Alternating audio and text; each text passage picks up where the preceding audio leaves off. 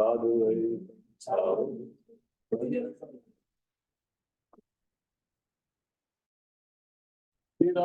Krishna Om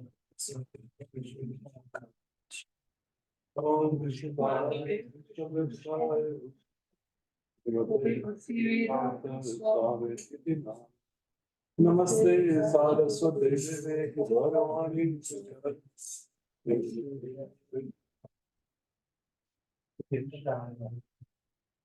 Namo Mahavadanyaya Vishnu Krishna Krishna Chaitanya Namadeva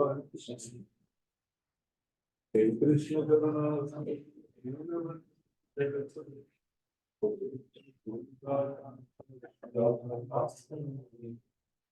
Bhakti Gauran Radhe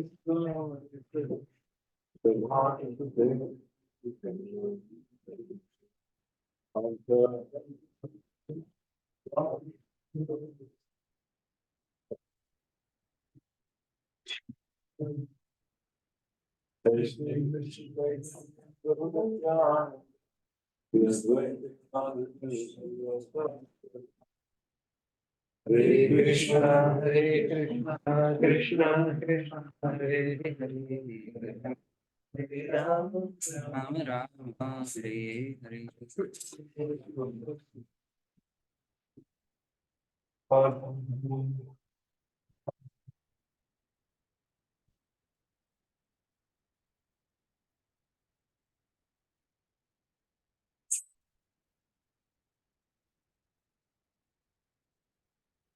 Hare Krishna.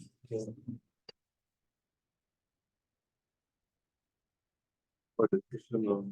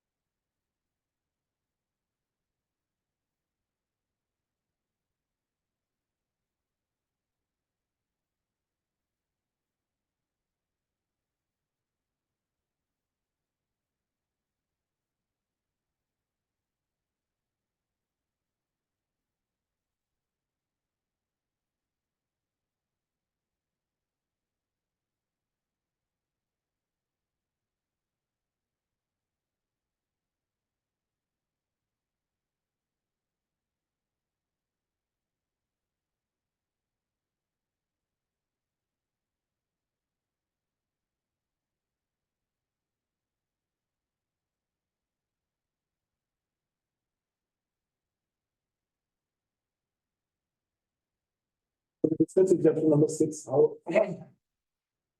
Narmani continued to describe about his activities after initiation by Lord Vaibhav. How he took to the process seriously, how he became detached from everything material. And even though his mother left at an early age, shelter for him, he was the shelter for him. So such a big calamity came, but still he was undisturbed. Rather, he could take it as a mercy. So this is how the spiritual awakening is realized. That when the greatest of the material problems, difficulty, challenges, they also appear to be the mercy of the Lord. And then no grudge, no blame, no dispute. Other one feels that this is the arrangement of the Lord or bringing closer to Him. That means one is spiritually awakened. That means really understood what the process is and what the process is. Otherwise, even though after reading the scriptures, understanding to a certain degree, if one is not able to apply them in one's personal practical life, knowledge is only theoretic. So although Narada was just a 5-year-old boy, he could have full realization of the Prabhu. And that is why when Narada had such realization at the age of 5, he was so convinced that at the age of 5, people can really understand Krishna fully. He was highly inspired, initiative people of fire to Prahlad. Otherwise, I mean, for us, if we say, pass on the virtual material, to youth vision, to formation, तो क्या समझना कुछ बोलो कुछ सुनता है कुछ समझता है कुछ बोलता है like I don't think it's not very mature. Another countries to develop. So another one is stress human activity. Because there is asking certain question, answering how we left the body, how we could remember the past day's activities. So that all is distracting. And then the sixth chapter concludes, and in the seventh chapter, the further description of after hearing all that, what did Vyasadeva do? Vyasadeva was inquiring. So Vyasadeva heard from Narad Muni, what Narad Muni, how Vyasadeva done. So Vyasadeva had his own duties and his own service. So he sat in meditation, and as per the guidance and instruction of Srimad Narad Muni, Vyasadeva also started meditating on the beautiful pastime to the Lord. In that transcendental meditation samadhi, what he saw is being described in these verses 4, 5, 6, 7. So 4 and 5 are referring to the Sambandha Tattva. So there he is seeing the Lord at the form of Buddha, the Lord with all his anshas, kalas. And then he sees him with the Swarupa. And then he's separately seeing Maya behind the Lord, even like a shadow. That's what it is. And then secondly, he sees that how all the living entities are entrapped by Maya. He could see that. That will be described. The diagnosis of the disease is very important before we can prescribe the case. You could see that how the Maya potential, they have covered up the living entity. And because of that covering, the living entity, although completely spiritual, identifies itself with the material world and acts in that way, thinks in that. So this is what we discussed, and then we discussed text number 6 also.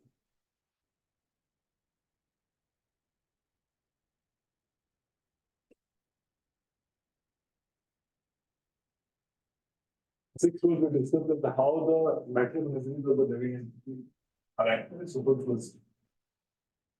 And direction mitigated by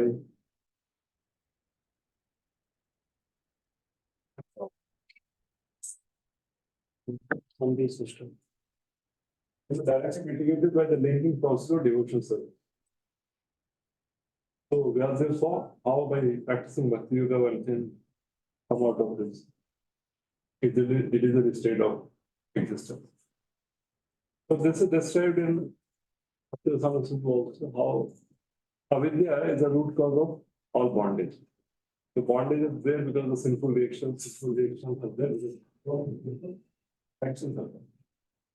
The cause of sinful action is a desire, sinful desire. And sinful desire is a product of ignorance. Ignorance is the root cause. And by hearing Srimad Bhagavatam, by reading Srimad Bhagavatam, one gets rid of this ignorance. Ignorance of one's identity itself. Because avidya is destroyed by the study of Srimad Bhagavatam. That's why when the avidya is destroyed, then all the products of avidya are destroyed. All the products of avidya are there in the form of different miseries. So they all get destroyed. When the foundation removed, then everything else collapses. So this we discussed, and now there is a discussion of the Prayojan Tattva.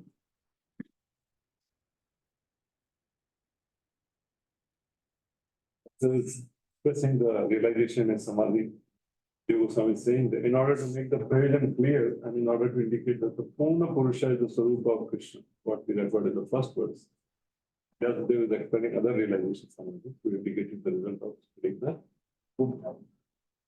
So he's saying Yasyam vai Shriyamanaaya Krishne Paramapurushe Bhaktir Utpadyate Pumsah Shokamoha Bhayapaha. What happens by reading this book, Yasya vai Shriyamanaaya? Shriyamanaaya means simply by giving oral reception. When you're reading also, in a way, it's an oral reception because the Prabhupada actually dictated on the dictum. Then we are. And now, as far as I understand, even there is a reading available also. Or one can actually hear audio. I don't know, is it with purpose or only translation? Audio. Both with purpose also. Both active. Both with purpose. With purpose also, only translation also. Language भी. Language. इसमें music भी है सिर्फ translation वाले music भी है background music Become more relatable. Keep hand on a golden ball with the pillars. Again, itself is wonderful, but the ball, that's cool. With some diamonds on the top. Oh. So, what happens by doing this? That one understand Krishna as Parama Purusha, Krishna is Bhagavan Chandra, and Bhakti Utpadyate also, it can create Bhakti in the heart of doing it. Anywhere, now here when the Bhakti, we expect this Bhakti referring to the development of Prema, development of love for Krishna.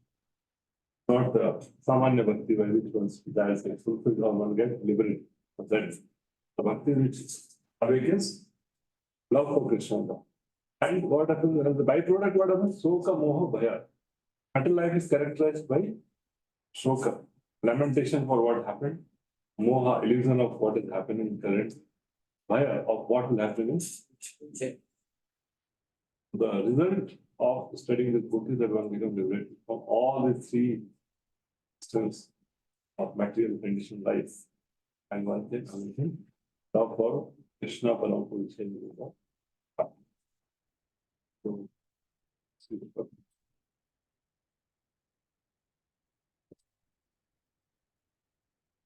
this words, Shri Shankara Thakur is using Kemutta Nyaya. Kemutta means if by doing this, this can happen, then what to say if something else is there? Kemutta Nyaya, one example is given in the Ajamila section. That Ajamila was leading a sinful life. What is the life?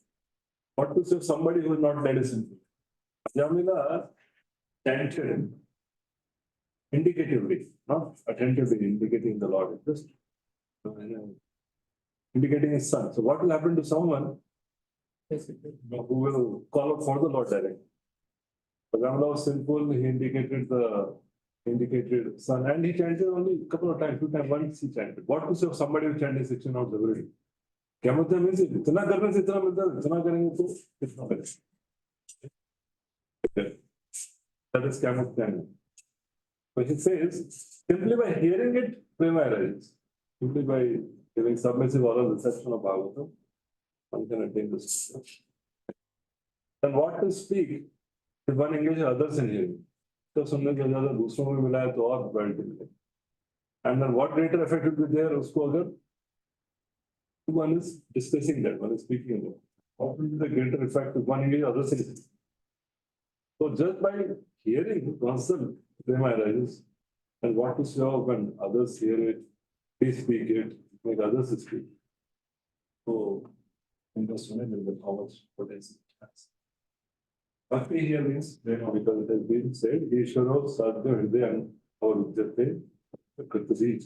This is the 1.1. So simply paying submissive oral reception captured in the hearts. Hearing a Bhagavatam has to have a quality. Actually, the process, what we are doing, especially the 5 most important process. Nama Kirtan, Bhagavad, Shravana, Sadhu, Sangha. Mathura was Srimad, Shraddha is seven. So, Shri Jagannath says that, Rupa Goswami says that any of these 5 angas, even if done without offenses of it, even done alpa, very small way, small part. It's still the prema will arrive. And we are fortunate to do them every day, consistently. So still, why the effect is not so much seen?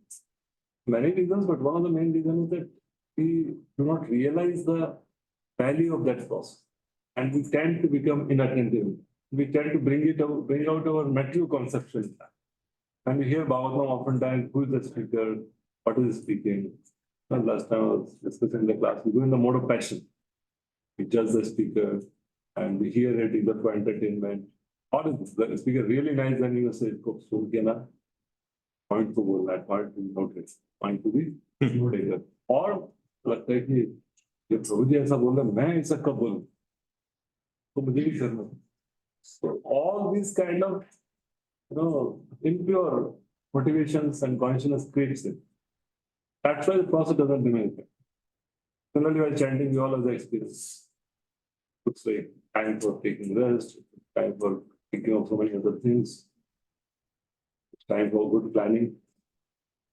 तो सब होने के कारण क्या होता है कि process is so powerful and impactful, but we're not able to utilize the full benefit of it. So Srimad Bhagavatam is so much glorified. Srimad Bhagavatam was first told, and not first, but in the Mahatma it tells Gokarna was telling. So only Dundukari who was sitting in the bamboo, he got delivered. Rest everyone else was also hearing every day. They were in human bodies. Dundukari was the ghostly body living in the bamboo. He got delivered. Viman came for him. Others were wondering. We were hearing, we were making notes, we were recording also.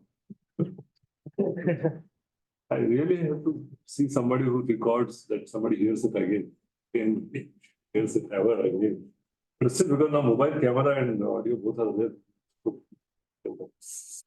So they did not do it. And they asked the Vishnudutas, why for him, why not for us? The plane has come. He said, because whatever he heard, he contemplated. He got absorbed. And became worthful of you. This was told how to understand this, how to learn this, how to apply this. Oh, couldn't sleep. Dundukari couldn't sleep after hearing Bhagavad. He sleep during Bhagavad.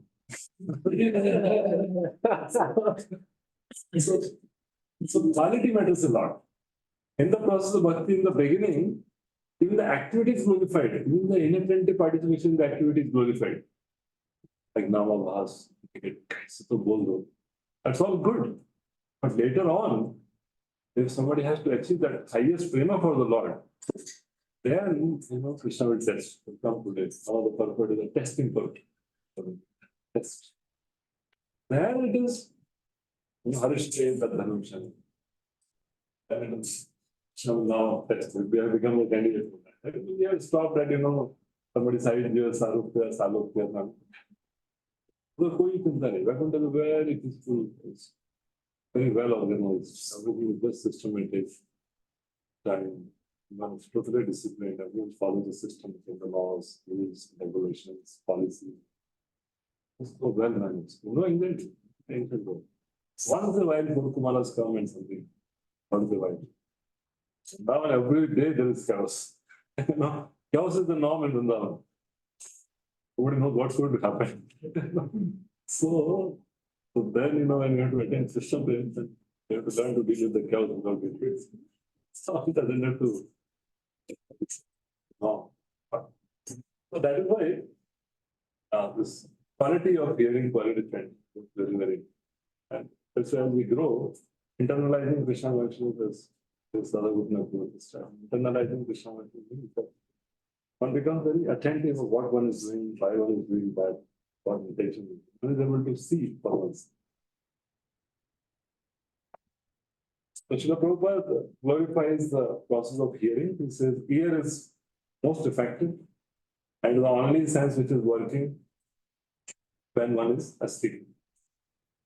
Everyone is full of lamentation at every moment. He's after the mirage of illusory Shoka Moha, and he's afraid of the supposed enemy. These are primary symptoms of the mental. I definitely suggested here in the simply by hearing the message, one gets attention from the Supreme Personality of Godhead. And Shriya Madana, as soon as it is affected by the symptoms of the mental disease, disappear. Ultimate result of devotional service is to develop genuine love for the Supreme Personality of Godhead. Prabhupada defines love. Love is a word which is often used in relation to man and woman.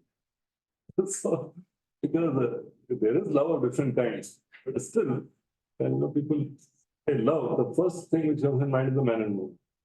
Nothing are also in English for love. That is more referring to this.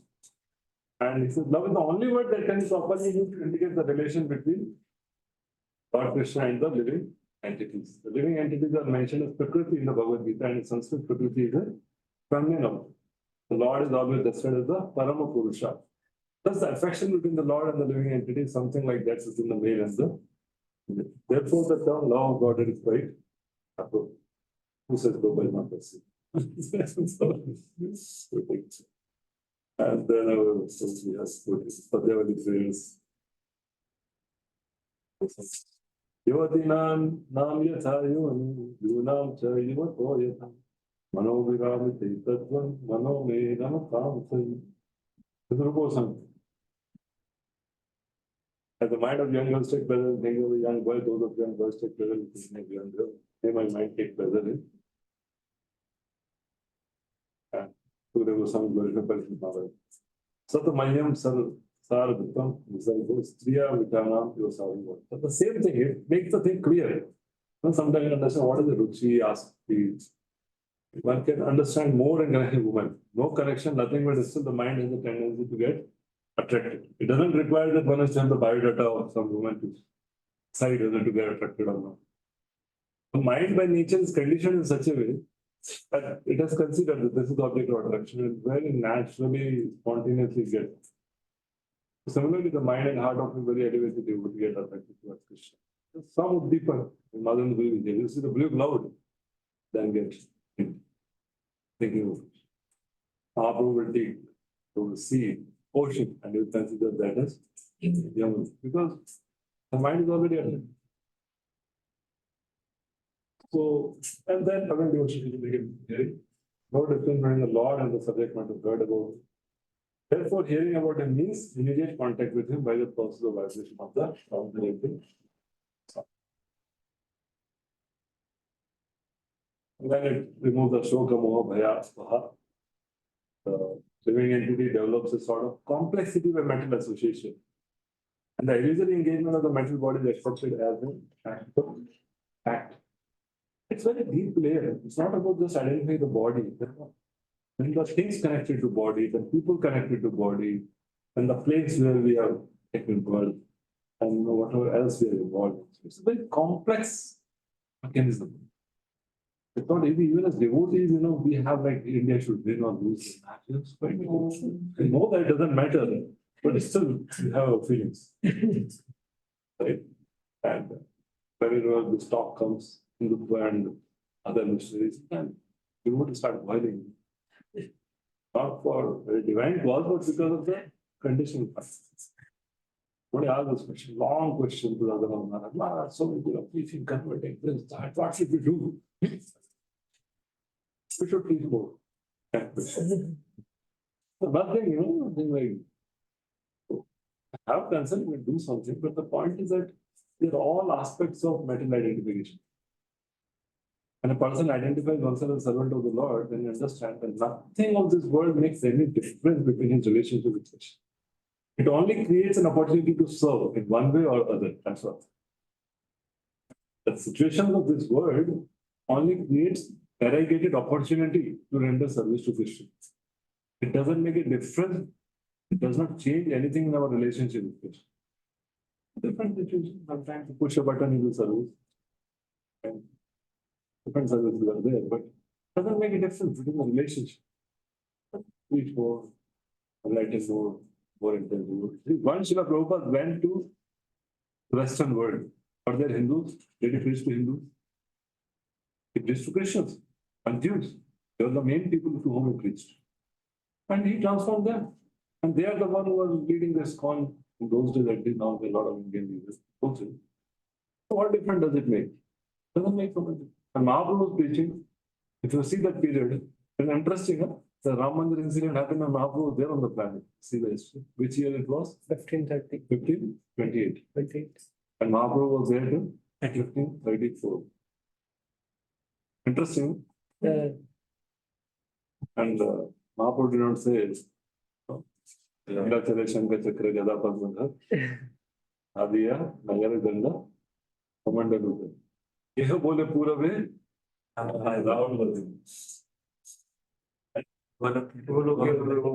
प्रकाश बोलो फिर वैभव लीला प्रकट षडभुज रूप मेरा ही है ना और षडभुज ना सही कृष्ण सही राम सही गौरव and so that material world, material nature works at its own pace in its own way. One should not really become too bothered and too interested into that. But be too bothered and interested in realizing one's relationship with the Lord, which happens by practicing the films of Bhakti very attentively and very properly. By hearing the subject matter of Srimad Bhagavatam, the false complexity of materialism is removed and real peace of society produces. Hence, the politicians are trying to arrange so much peace conferences and so many ways for taking, but it will not happen unless hearing Srimad Bhagavatam will make the sense of. How conclusion is that simply by hearing the Vedic literature, Srimad Bhagavatam can have direct connection with the Supreme Person of God, Shri Krishna, and thereby one can attain the highest perfection of life by transcending worldly miseries, reason, and fear. These are practical tests for one who is actually given promises related to the reading of Srimad Bhagavatam. So now, only yesterday one devotee is saying that when we don't have a hunger, then joining the classes, it may not be that much effective. So, but if we don't have hunger and if someone joins classes, can that hunger be created or it is fruitless endeavor? Sometimes for the sake of Bhakti Vaibhav, we join some devotees, and then that kind of realization. So what is your opinion on this? Hunger is required or hunger will be created? at least one has to go to kitchen and see the menu. If he feels hungry, then he can take it. If he still doesn't feel hungry, then he can take it later. So one may give it a try for some time. And one is finding that he's getting some interest, getting involved, it's well and good. And in case he finds that he's not finding place, his mind is not getting settled, then he may take it up later. The main thing as we were discussing in yesterday was that one has to be focused on having the right attitude. One should not undermine the potency of the process at any stage.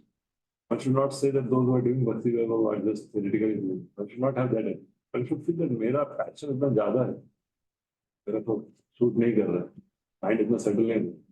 क्या passion है तो सेवा करूँगा Ravi.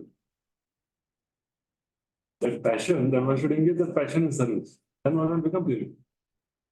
So फिर सेवा करना चाहिए. And सेवा करते करते भी the basic program what should be given. That should not be compromised. इतना passion नहीं होना चाहिए कि chanting में सब कुछ passion चलता है. Then it will be problem. You see, it's very interesting. Not a direct subject matter, but just because the context is going on. We heard about BP and Kashyapa, there's a section going on. 2 weeks. And oftentimes in that, Dhruv section is also portrayed. Now, here Kashyap Muni gave Diti a process. Diti has very malicious intentions. She was angry. And Dhruv Maharaj was, in a way, greedy, and he was also angry. To some degree, he was in anger of it. He also, greed was there, and anger was there. That's what trembling, that's what he did. And here Diti, she was so angry that I have to kill it in them. So these sadhakas, typical sadhakas, they had anarthas. They are more relatable to than compared to Prahlad and Maharaj. They were like one devotees. Actually, Maharaj had darshan in the room. Prahlad Maharaj had within the room. But these sadhakas are like more connected, at least for me. So both have problems. Now what happened? The process is to be understood. They both mad, bona fide people, bona fide devotees, who are devotees of the Lord, with understanding of devotion. Dhruva mad Suniti, who had such faith that what love millions of others like me cannot do, Krishna can do. She had that realization, that's why she prepared. She was not knowing the entire process of training, how to do that, what process to do, but she had failed. She had failed that someone desires to attain Krishna, Krishna will guide. That's why she allowed him to go to forest. And Dhruva Maharaj went to forest, he met Narad Muni, he was still ambitious, he was still greedy, still angry. But he was determined. So he was submissive to Narad Muni. Actually, many times speakers, in a lighter way, they say that Dhruva Maharaj said, Narad Muni, you want to give me the process, otherwise get off my way. It is not, you read the verses, he says, my dear Narad Muni, you are all powerful. You can give me the right way by which I can attain my end. He didn't say that you get off or something. You shelter of Narad Muni, submitted to Narad Muni. Narad Muni understood that he is a special sadhaka, has different motivations and attaining Krishna. But then because of Narad Muni's intervention, he converted Dhruva's austerities in the way that it is the law. He guided him. So Dhruva Maharaj, while following the process, did not allow his passion to interfere there. He followed the austerity and they were all in the mode of goodness. He had that Kshatriya determination, so he could do it very extraordinarily. But waking up in the morning, taking the, making the deity form, collecting fruits and flowers, offering this, like deity worship, passion goodness. Passion. He followed the process given by an exalted devotee. That time he didn't challenge and say, oh, I'm passionate, I can't do that. He utilized it. And as a man, because he submitted to Narad Muni and the process, that's why he got purified and he had the Shabda. Then his passion and greed and anger got suppressed. So much so that he could meet his stepmother. He didn't say, you are the one because of which I came. He could see the stepmother became an instrument on my achievement of the Supreme. So, sadhaka may have some contaminations, but in part of those contaminations, the basic process which is given has to be followed with the courage. If those contaminations interfere with the process, then it's a problem. So Maharaj would have said, so passionate, I want to, fight with Uttanpad and snatch the kingdom and this and that, nothing there. And he would have challenged Narad, how you are telling me to change this mantra, how will I get my kingdom by this mantra? Similarly, Diti, Akshay Muni gave her a whole life, 1 year of Vrata. It was not small, it was not like 1 day, 10 days, 1 year of Vrata. But the strict rules, and the rule says you cannot be violent towards someone, you can't envy someone, you have to be kind to everyone. That is the rule. So at least in that Vrata period, although her ultimate goal was to kill Indra, but that time she followed that. And she said, okay, I'll follow the process. That's why the process verified. So similarly, we may have passion because of which reading may not be so much. Maybe sitting in long classes may not be but then our sincerity is also manifested through following the other parts of the program in the day. So we can do the morning program and we can, whatever is the, designed system in the particular temple or location that we can do, and we can also take our time to reach the proposals for certain duration. Here, like for Guru Maharaj. So some programs should be there, which can be followed, if some not feeling very confident of long hours of study. Not a big problem. But one should not be lazy. I should be doing service with good intention. This is expectation of Prabhupada in the verse. Tesham Satadevtanam Bhajatam Guru. Prabhupada says, one is not able to read the books for whatever reason. But if one is engaged in service with sincerity, one renders all kinds of services for pleasing the Lord. One should not say, no, तो ये मैं पढ़ाई भी जमता नहीं है, सेवा भी यही करूंगा, इतना देरी करूंगा, इतनी no. I should consider work as a real service and do whatever is required, whatever is true. But that's the ones. Ultimately, as we were discussing yesterday, it's a pleasure of the Acharya which brings us grace of the Lord. That is the thing. Now, how to attain that pleasure? There are many ways. Prime way is by the right attitude. With that right attitude, one may do many things depending on one's capacity and needs. Right attitude is a common thing. Otherwise, one becomes a learned scholar, one becomes proud. Then one is considered like Cobra with there. Well, and this is told by Balram. commerce also. You are the Pandit Manina. You are blessed to be considering yourself as the Pandit. All your learning is like the memorization of the dialogues of a theatrical actor. No realization. Because this knowledge has not brought about Sadachara. Vidya has not brought Vinaya. He was telling that Vinaya plus Gyan, humility plus knowledge of scripture becomes Vigyan, it gives realization. But Ahankar plus Gyan, pride plus knowledge of scripture, that becomes Agyan. Yeah. So Vidya, Vinaya, something. So Prabhu said that one should engage in all kind of services with a desire to please the Lord. So that attitude is there, and I want to understand that it's somehow or other in my capacity not able to read. Fine. I do some other service of pleasing Prabhupada, and I will really work hard for that. Really sacrifice my time and energy. Okay. Every service requires serious. Every single service. There's no service which can be easily done, which can be comfortably done. No comfort in any service. It's only because we do not be awakened to the best way of doing it.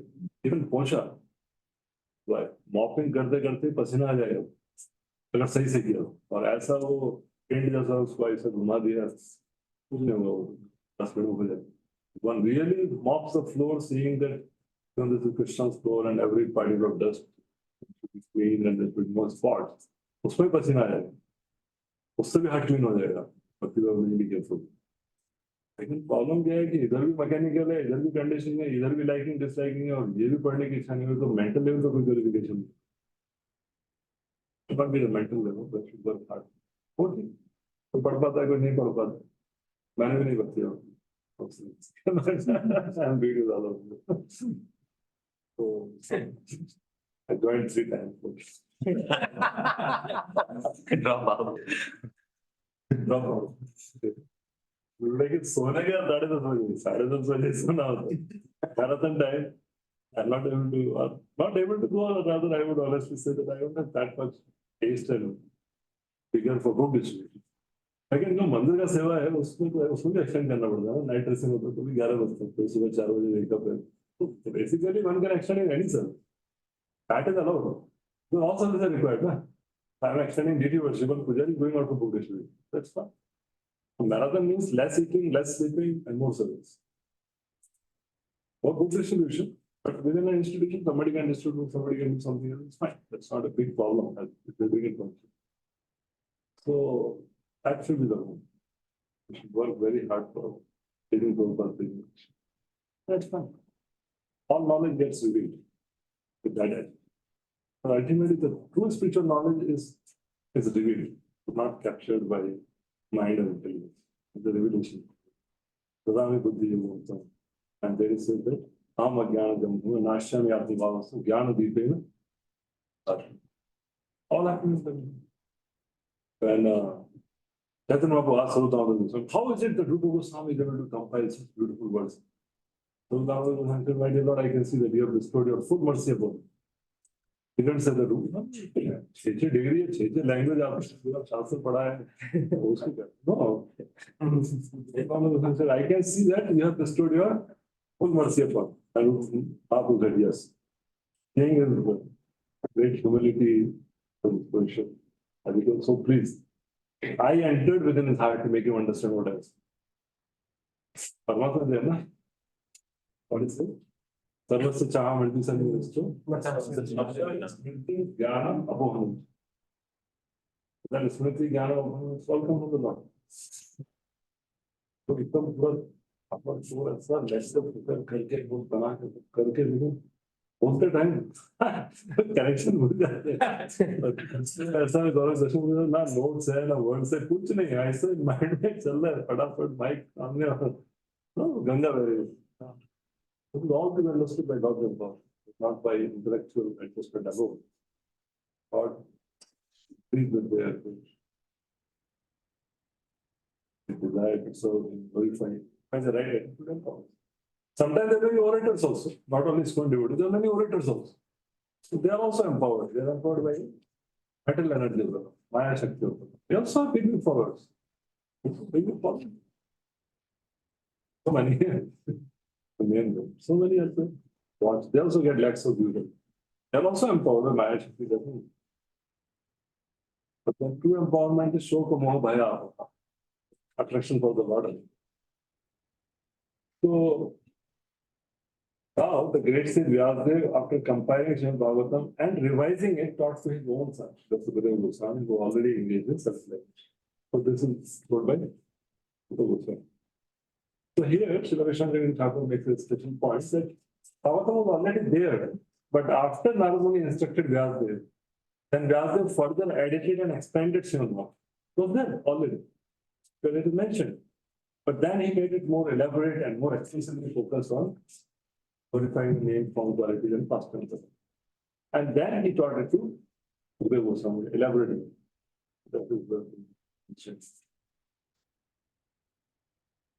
And because he realized the superiority of prema, his goal, over realization of bliss of Brahman, he taught Bhagavatam to Sukha, so that he also could see the superiority of the bliss of prema. So he was a Brahmagyan, he had knowledge of Brahman. Rather has knowledge of prema, he had realization of prema. So it is said by Sri Goswami that one drop of prema cannot be compared with millions of oceans of Brahmananda. One drop of that prema. So Vyasadeva realized it, so he knew his son is Brahmagyani from the beginning. But then Vyasadeva designed a plan by which he taught Bhagavatam to Sukadeva Goswami, and Sukadeva Goswami later recited to Ashwini. In this world also, if the father has experienced something blissful, he will attempt to have his son experience it. This is explaining. First, Vyasa made an abbreviated scripture about Bhakti, but on the advice of Narada, he rearranged it, Anukramaya, purified it, giving most prominence to Bhakti to Krishna.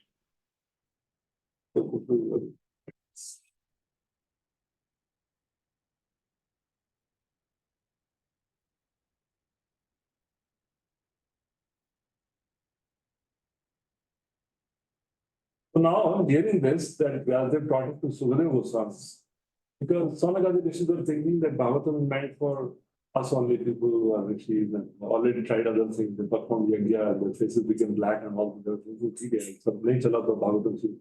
Keval logo lagta hai na? Because say that many times people think Bhakti is for people who can't do other things.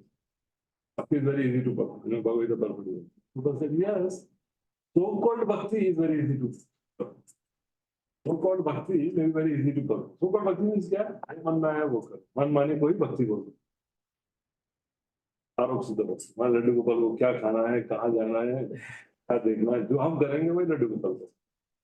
हमारी खुशी में ही Laddu Gopal. This kind of bhakti is easy to perform. अन्य अभिलाषिता शून्यम ज्ञान धर्मादि अनावृतम आसान नहीं. Because if one has a desire to eat one rasgulla, you have to come back, eat rasgulla and go back. So very लगता है, अगर हो पाएगा, the whole ocean of material desire, it is very possible to cross over it. So, so-called bhakti में आपने रीति बचती, otherwise, greatest of the percentages are rendering service to the Lord to bhakti होगी. Ramanujacharya, Madhavacharya, Madhavacharya. But it's again a question. It's simple, it's easy or not easy. We are having the discussion. Vaibhav spoke Bhakti, Dudlabham. Tough. Vaibhav spoke it is Sulabham. What it is. It is easy or difficult depending on the disposition of the practitioner. Depending on what level of Shraddha he has attained. We attain faith that Krishna is a protector. Krishna is a maintainer. He has everything that good, not for the realization. He has got the knowledge. For him, everything is fine. If somebody is not attained that level of faith, for him, all difficulty, challenges of Bhakti are very bewildering. So, Bhakti is simple but not easy. It's simple to understand. What is Bhakti? Just try to please Guru Krishna. Sincerely, the word sincerely मतलब उसको समझते तो हमको 10 साल लग जाते हैं. Sincerity क्या होता है? What is sincerity, seriousness and freedom from multiple? And Maharaj sincerity means freedom from multiple motives.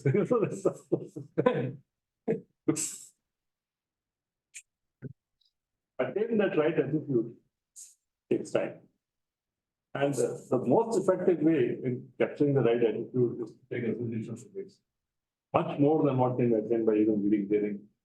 We can take the association by reading hearing also, but interaction also is a powerful. So that's why the Sonagadi rishis are asking, Savai Nivritti Nirata, that he was already on the path of. He was already on the path of Nivritti Marg, not on the Pravritti Marg, he was on the path of Nivritti Marg, he already knows. Sarvatra Pekshako Muni, he was the Muni, he has already done Peksha to everything else. Tasyava Bhakti Metam Atma Rama Samabhasya. But Atma Rama is self-help, he was not looking for anything.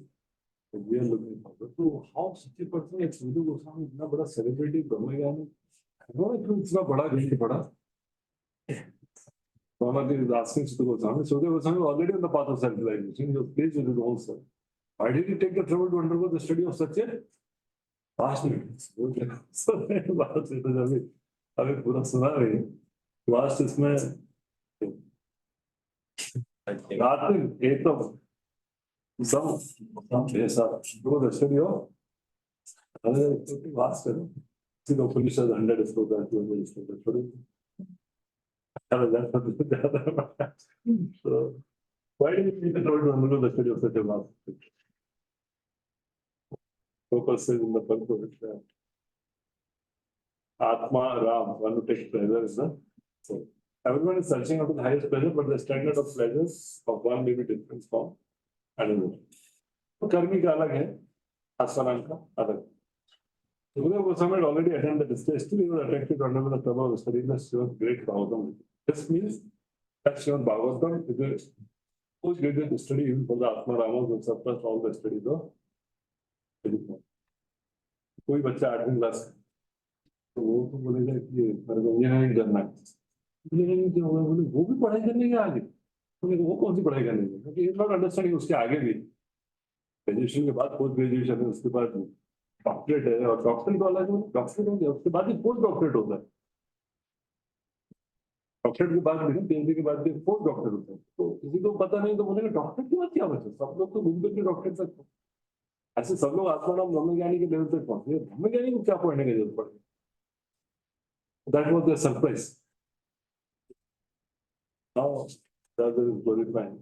God has the quality of attracting Atma-Rama also. Lord has such qualities, the Atma-Ramas they get to do. And this is a famous verse, which one Bhakti Vaibhav unity there, because Mahaprabhu has explained it himself and the Sanatana Goswami. So he's taking that trouble to explain it twice. That's the only verse which Mahaprabhu explained twice. Once to how many meanings? 18. 18? 9. No, 9 was given by Sarva Bhattacharya. 9 years here. 16 or 18 years. And then Sanatana Goswami referred. Oh, actually, it's time bola na. Mahaprabhu says, I did not make the notes. Notes नहीं है, YouTube नहीं है. उस time जो success कर रहा है, उस टाइम बोला था, अब जो करना है कि वैसा बोले. इस बार फिर 64. बहुत इंस्पायर्ड है Sanatana. और जब 18 बारी बोल दिया तो सर्व भट्टाचार्य ने पूरा दंडोत प्रणाम किया. बोले आप ही भगवान, और कोई नहीं कर सकते. लोग मैंने अभी भी डाउट हो सकता है चेतन बाबू है कि नहीं, क्योंकि मैंने बस did not hear Chetan Babu from beginning, क्योंकि डाउट आ गया. Sarva Bhattacharya learned scholar, he understood कि इसको 18 तरीके से एक्सप्लेन कर सकता है without touching the 9 explanations I give. That means must be the supreme personality of God and कोई नहीं हो सकता.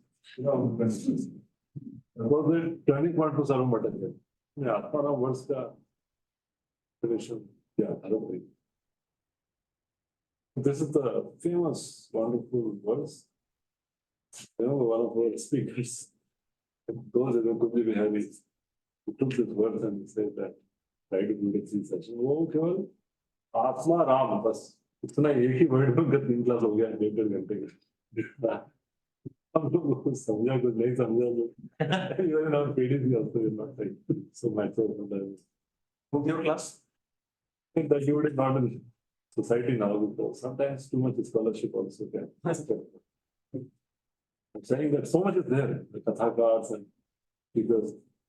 And let us decide. Sutta Uvacha. Sutta Uvacha.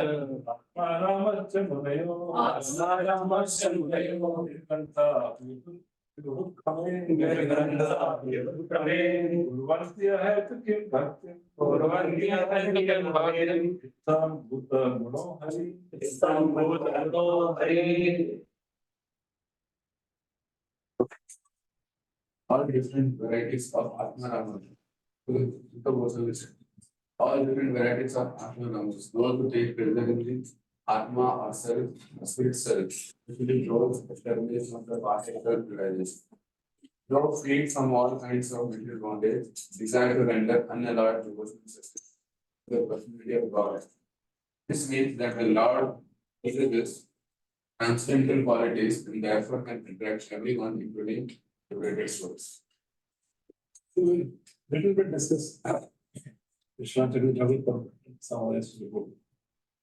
He said the Nirgrantha, it implies three things. Somebody is beyond the scripture, somebody is beyond the false ego, somebody is beyond the rules. So people who are either beyond the scriptures or even they are free from false ego or they are beyond the rules and everything, they also become attracted to the Lord because of his transcendental qualities and they render pure unmotivated service to Krishna.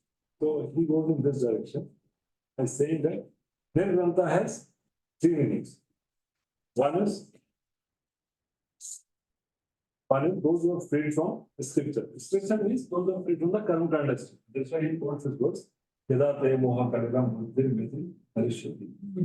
So with Krishna telling Arjuna when your intelligence is completely crossed over the denseness of reason will be different to all that you've been heard or that you heard. So that karma kind of second thing is that Grantha can mean not of false ego. Thus, Grantha means those who are free from a lot of false ego. Which they their Granthi. Or third thing, Grantha can mean bondage of rules and regulations. So, those who are beyond, like Charai, Vidhi, Gochara. Such people also perform bhakti. What kind of bhakti? Ahatutim bhakti. Bhakti produces jnana, but is superior to jnana, therefore it is called best or who become among the Lord produces the best method of. So there are kind of three questions that are posed by it. Can bhakti deliver the liberated? Because Granthi means one is liberated. Can a work discussing server and serve deliver those who have given up all identities of ego? Because ego means Brahmasmi, I'm eternal. So then there is a discussion of master and servant relationship. Can such kind of literature attract them? Can the rules of bhakti described in the Bhagavatam deliver those who have given up rules and provisions? And to destroy all such protest, the verse says, Itam Bhuta Guna. The Lord has such attractive qualities that even Aswaramas become attractive because of their practice with predominance of bhakti, or even just by mercy alone, the Lord gave mercy to the Kumaras. इसलिए भगवान ने sample दे दिए, 4 कुमारों को sample दे दिया और एक सुखदेव गोस्वामी का सैंपल दे दिया. They are the best known transcendentalists. Totally Brahmagyanis from the very beginning. They were not like, they had to take some time to be Brahmagyanis. All Brahmagyanis. And they had no desire. They were not attracted. Sukadeva Goswami had no discrimination between man and woman. So how can such a person be attracted toward pastime between, Lord and gopis, for example? There is no discrimination. He's just walking and he's seeing some ladies are there. And see, what is this? Body is just covering on the soul. You could see the soul. Vyasdev is running behind Putra, and the ladies are covering them. That is respect. So he has no attraction for any of these activities between man.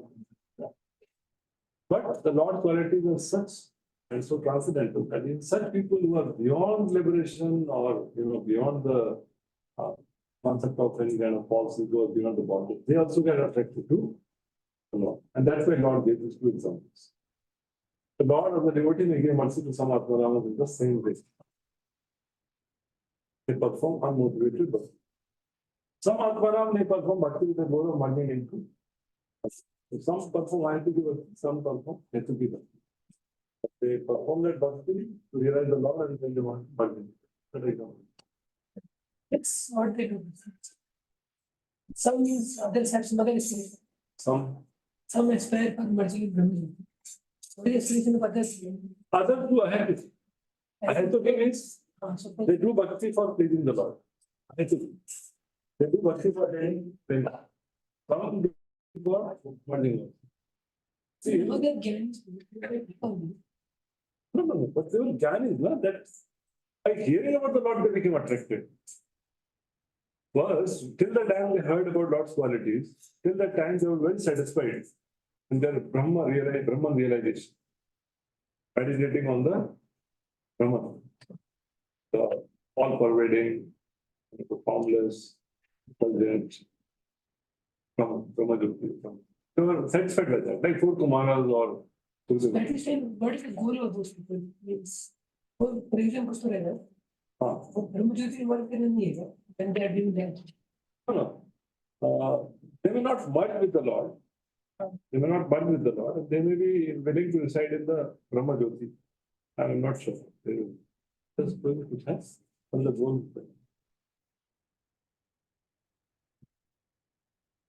For the people who realize that Brahman realization, if they are not offensive, they attain Shantarati. That is explained by Shri Vishnu. They attain Shantarati, they go to Vaibhav, and there is no interaction. No? They are not interested in any. They are just happy that there is no material misery, and they are meditating on Lord.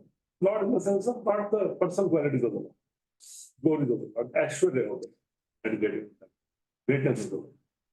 Right? So that is their meditation. They don't have personal connection with the Lord. Personal service attitude is not developed. So that connection, relationship, service has not developed. So those who do this Gyan Mishra Bhakti, they attain the Shantarati. They become objects in Vaibhav. Now objects are conscious. The objects are not like objects here. But still they are called objects because there is no interaction with them. Okay. So they attain Shantarati. That is their destiny. And those who see Paramatma, those yogis, then see Paramatma, then they may try to develop some service attitude, they may develop some Dasya Bhakti or Dasya Bhakti. So then also becomes Shantarati. That's the maximum they can do. So from this, they come to the level of prema by hearing about the glories of the Lord, where they want to have an active reciprocal relationship with the power. And then in the third canto, Lord Kapiladiv section, we described that somebody may see the Lord of this his mind may be attracted of merging with the Lord from the side. That's also one kind of mukti. Kavalyam Narakayate, it is one kind of suicide, but it is one kind of mukti also. It's seen from the perspective of material bondage, it is mukti. Why not by Shokamo Bhaya is not disturbing.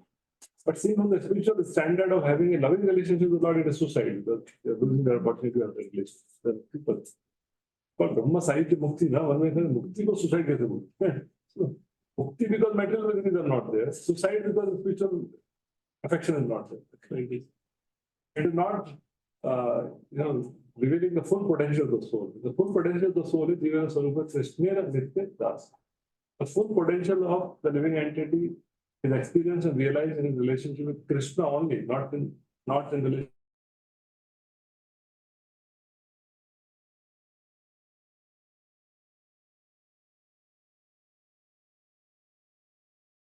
Is experienced in relation with Krishna. In all other levels, there is realization, but of different scale. Mahaprabhu came to give that whole like high max level of realization. We चैतन्य चेतामृत श्लोकम कृष्ण कहे आमा भजे मायने विषय सो विषम आगे अमृत छाड़े विषम आगे ये बड़ा मूर्ख. So that shloka this is referred to these categories of devotees. It applies somebody who has been anugat, who has been accepted by Mahaprabhu. So many people are going and asking them, so when they ask directly, Lord deals with them in a business way. But when it goes through a pure devotee of the Lord, then this thing applies. That's why Kashyap Muni and Narada Muni could purify this personality. They came in with it. Although Hiranyakashipu asking for enter kingdom, now what is the difference between Hiranyakashipu's desire and Dhruva's desire? Hiranyakashipu asking something similar, no? He got the Adipati of all the 13 planets. Did severe austerity? He did austerity severe than Dhruva, for longer time than Dhruva. And it was very similar. Like Dhruva stopped his breathing and the whole universe got suffocated, and Hiranyakashipu was also meditating, the fire emanating from him was burning the entire universe. So very similar. But Hiranyakashipu is not glorified, he was not protected by Vaishnavas. Couldn't get the mercy. If this applies to someone who's been blessed by a devotee, he understands the process of pure devotion service, but he's still his heart is weak and he's still hankering and Krishna to it. So, the Prabhupada is quoting from Chaitanya Charitamrita. But this time, Prabhupada has not translated Sri Chaitanya Charitamrita. Chaitanya Charitamrita commentary is later. This commentary is 3 days. So he said there are 11 factors in the sloka, all the 11 words are there. And then there are 7 words for Atma. Right? And there are 7 words for Munay, Atma, Rama, Munayo. Nirgrantha has 4 ideas, Nirgrantha. And the me has, so basically it's a combination and then different explanations are given. For that you can refer Chaitanya Charitamrita, Subodhini from Madhyalila, teaching the Sanatana Goswami, where Bhagavatam and the team have put all the 64, categories, Atmanantis, and all that, bad things. It's a good thing to know. All of them are attracted to, so the lotus feet of the. जी मैं कभी सोचता हूँ सुध गोस्वामी ने भी इतनी meaning सोचूं मैंने वर्ष बोला होगा ये इस 64 मीनिंग्स निकल मैंने भी सोचा होगा नहीं सोचा होगा. This is good. Unalloyed devotion service of the Lord progresses in different stages. Practical devotion service is the mathematics of 81 different qualities. Above such activities, the transcendental practical devotion service, which is one and is called sadhana. Practice sadhana bhakti. It is not mixed with anything. It is immature. It is not yet ripened, but still it is kacha. That means right now also we know that we have to come to the stage of Anya Abhilashita. We may have Abhilashita, but we are not pursuing them. We are not doing bhakti to fulfill them. Not just like chanting, Diti was doing something like that, but then Krishna will come to write in the lesson that even Tamagudi Bhakti very good. He was with that intention, but why doing Bhakti? Kashyapuni told her. Why doing this process you can't be envious of anyone? You can't be violent toward anyone. You have to follow all that. So forcibly she was restricted. Her intention was that, goal was that, but why doing the process she was not having? That's why she got killed. So sadhana bhakti, although not yet fully ripened, but it is of the same quality. It has that same ambitions and aspirations. In a dormant district, unrealized, at the level of print, but all the things. मुझे समझ नहीं 81 के अलावा 82nd है साधना भक्ति 81 तो modes में हो गई 81 मोड्स में तो वो अलग ही कैटेगरी है ये अलग कैटेगरी कैटेगरी अलग है 82nd नहीं कैटेगरी अलग है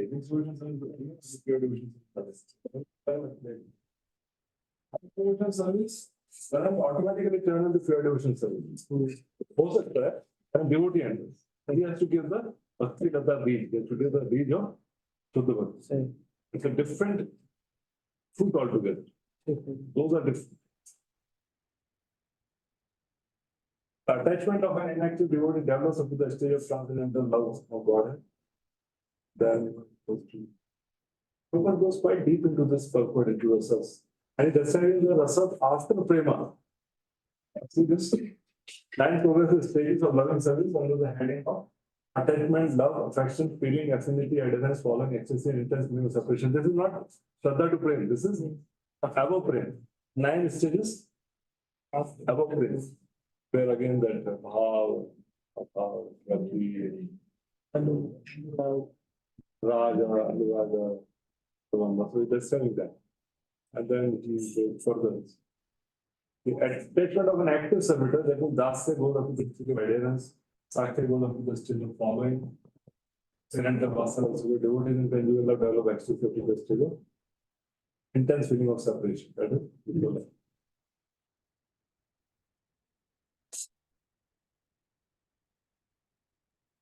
person form of Lord Shri Krishna is so attractive that it comprehends all attraction and all bliss and all taste.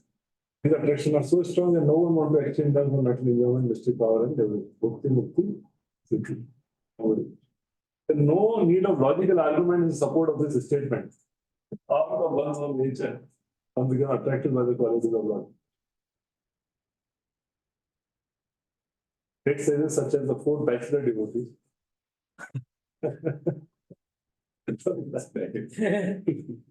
They are attracted by the fragrance of flowers and incenses. Another Srimad was attracted by the transcendental path of the Lord. Because he was already situated in the world of destiny, yet he was attracted by the path of the Lord. With food and the quality of the path of nothing will be. And then the young coward also got into the body of the Lord. He was affected by hearing about this. Lord Krishna giving the mind of the goddess, you know. He attract in the special case the mind of all young girls, he attract the mind of elderly ladies, kind of all the same.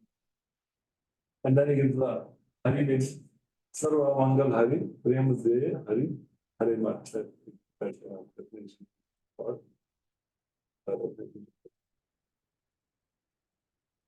five person features in transcendental attributes the Lord affect all psychological activities of the devotee. Such is the attractive power of God. So, by interpreting each and every word of sloka, one can send the number of transcendental qualities of God.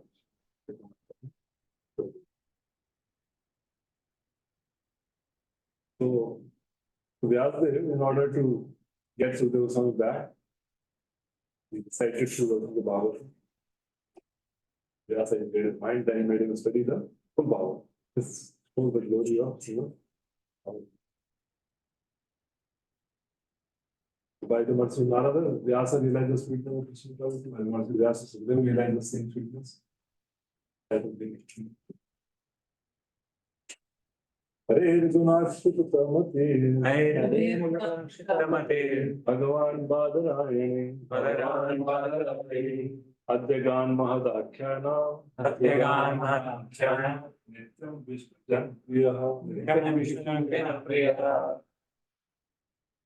Srila Shukadeva Goswami, son of Srila Vyasadeva, was not only transcendently powerful, he was also very dear to the devotees of the Lord.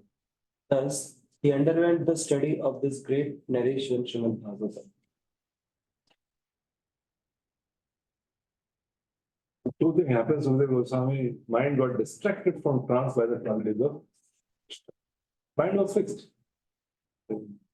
Meditating on the Ashwara aspect of the God, not the personal qualities of the God. The Lord has all kind of qualities, all qualities.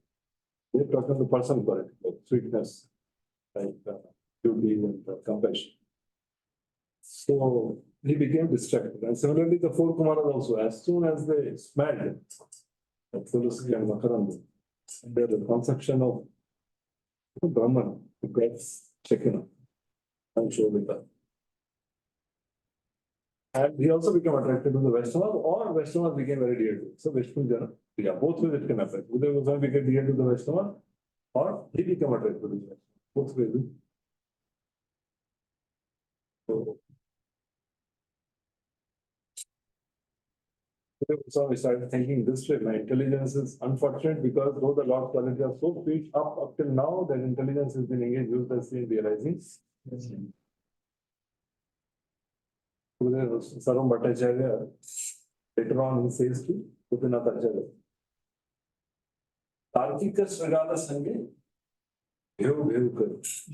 He says that till now, I was with the Tarkika, who were like jackals. Jackal, one jackal, another jackal is louder. They have a combination. Tarkika Sragala Sange, Bhev Kar. And now with the same mouth I am saying, Right. Krishna Hari or something like this. So with the same mouth, now I am able to chant the holy name of the Lord. That was the transformation which he. So similarly, Sudhir Goswami is feeling like this. That till now I have been engaged with us in realizing Brahman. How attractive it is. Vyasadeva made Sukadeva, who was in transcendental class in the lonely past year, connecting verses from the Bhagavatam with Jasper Krishna's qualities in some of his powers. So we discussed that. The foundation quality of Krishna is Shri. And Shri stands for beauty, and Shri stands for compassion. These are the two qualities by which Krishna attracts There are others also, but these are the foundation for all of the work. Sika Shikhar Krishna Parama Karuna. Sika Shikhar Krishna Parama Karuna. That is there, these qualities are there.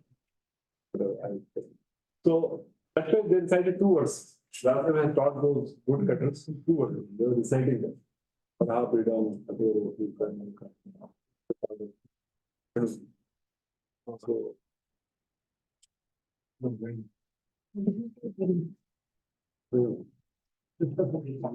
Easily the whole book another miss. Whole book second one is And second one is the homework. First he decided from this, by which Sukadeva Goswami was just never heard of a beautiful person like this. Prabhu, freedom. Just like a nut, like it has. One flower in 2 years. What is this one flower in 2 years? Put one flower in 1 year, and 2 years. That means it keeps on changing. Give the direction. People are saying, they don't know because these are code languages. If you put here now, you will take a left. And then he's going there, he's putting here, that we will take a right. There is signals. Where will he go? The forest, so the fish can make the sign. And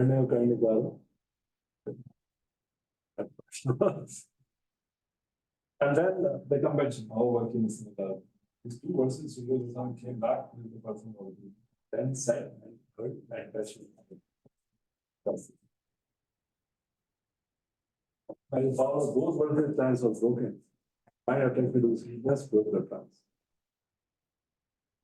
Story there in Brahma, Vaibhav.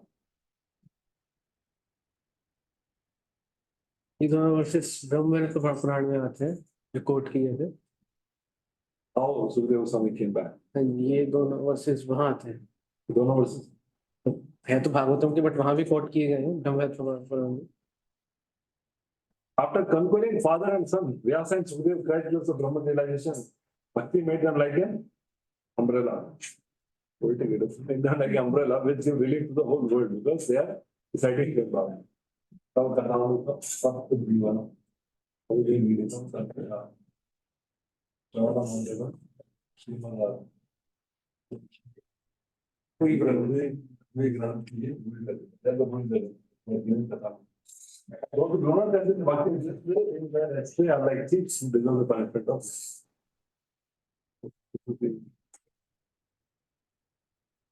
And association with your devotee like Yadav in the liberated soul become attracted to the transcendental qualities of. Goswami was hearing all this message, Quran, and he was in the room. So that's what he got that civilization after coming out from the house. And we are going to tell our commentary about it. And he was not the second time. Okay. There is a practically you are thrown from the impersonal concepts of the absolute thinking within himself that he has simply wasted so much time devoting the impersonal to the supreme. Or in other words, he realized more transition to bliss with the personal feature than the devotees do not like the impersonal most, and the impersonalists also do not like devotees. Two transcendental pilgrims have sometimes been competitors, and they like to be separate from each other. So Sukadeva Goswami also had no liking for the devotees, but when he became a saturated devotee, he desired always the transcendental association of the Vishnu Janas. Vishnu Jana liked his association. Now the question as to how Sukadeva Goswami was attracted with the narration of the Bhagavatam is thus completely answered by this. This shows the greatness of Bhagavatam. The speaker Sukadeva Vyasa and the same heart. According to the heart of the speaker, one should study the meaning of Bhagavatam at all times. There is no other. So that is important because purposes, so many commentaries are there on Bhagavad Gita, but none of them is bona fide because they are not representing the heart of the Lord. That is why studying Srimad Bhagavatam, Bhagavad Padho Gya, and Bhagavad is hand. Otherwise, Aveshtam, Mukos Girna, Uttam Hari Kathamritam. Uttam Hari Kathamritam. How can Hari Kathamritam? Uttam is like milk. Aveshtam, Mukos Girna, Uttam Hari Kathamritam. Shravanam Neva Kartavu, Sarpo Chitra Yatha. Oh, it's Kathavamtam. Kathavamtam, how can poison act? But that is being destroyed. That even such Hari Kathavamtam, the content of Srimad Bhagavatam is heard to the mouth of those who are not Vaishnava or Avaishnava. Then it will have a different effect. So now the question of how Parikshit heard the Bhagavatam by fasting till death, other topic will be discussed. Now the next section begins. Maybe we'll have a break right now, then we'll go ahead with this section. It's okay, 12 to 10. Yes. 1:20 and.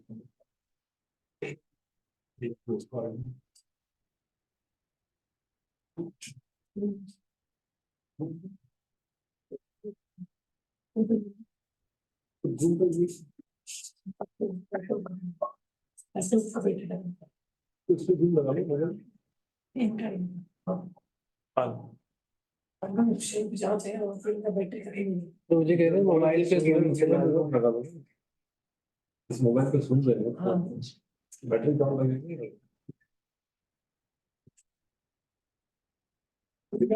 दस तक करे देंगे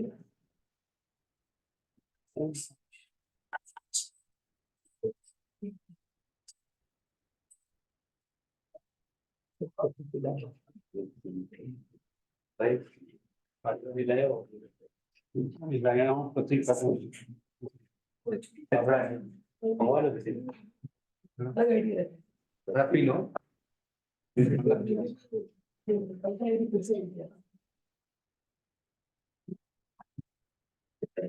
उसकी भी वैसे तो linking कीजिए हर बार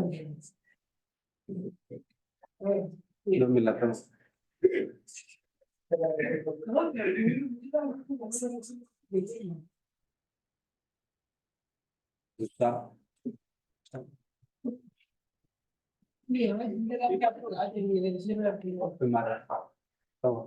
अभी ब्रेक है तो ब्रेक के बाद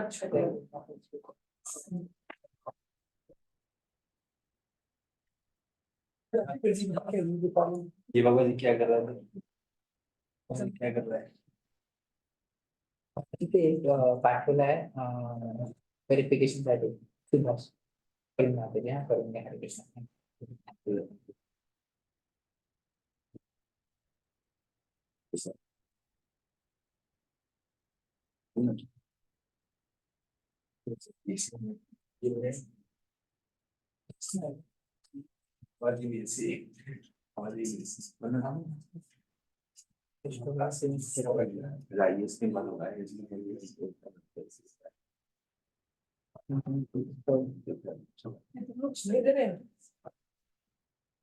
क्या कृष्ण आवाज नहीं सुना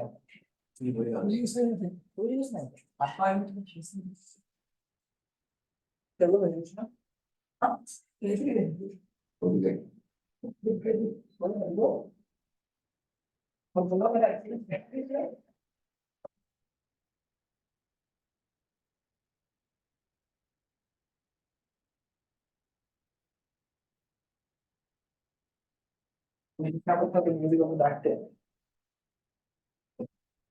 ओए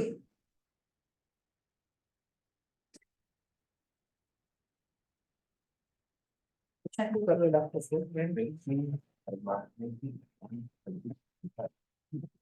ये कौन लिखा है कैसे नहीं किसी ने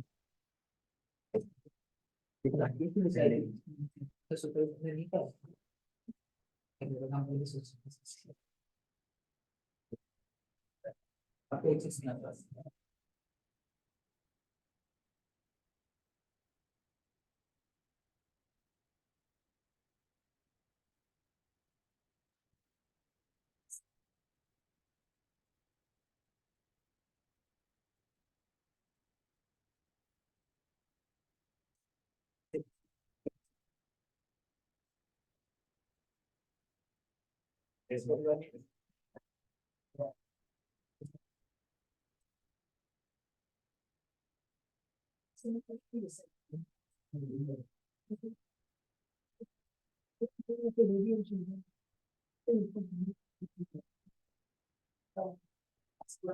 संडे का 2 मैच समस्या है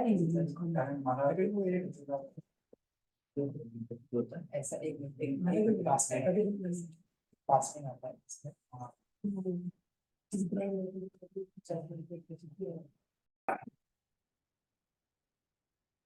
Now that Sutta Goswami has explained how Vyasadeva received the Srimad Bhagavatam from Narada, how he gave it to Sutta Goswami.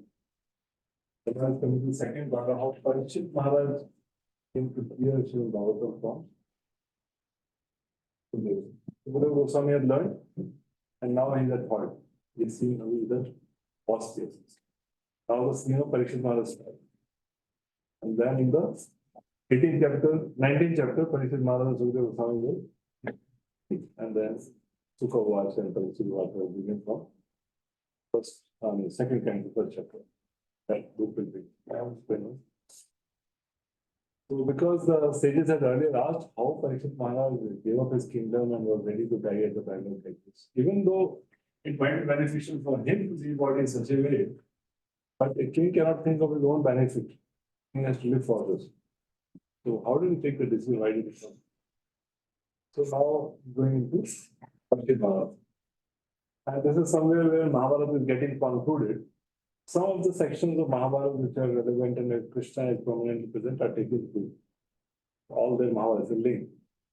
So first canto is almost like quite a good section of Mahabharata. So now starting from this 7th chapter till 19th chapter is almost like Mahabharata. So Mahabharata also contains this first time Parikshit Maharaj leaving this world, but then it is told in another context, in another way.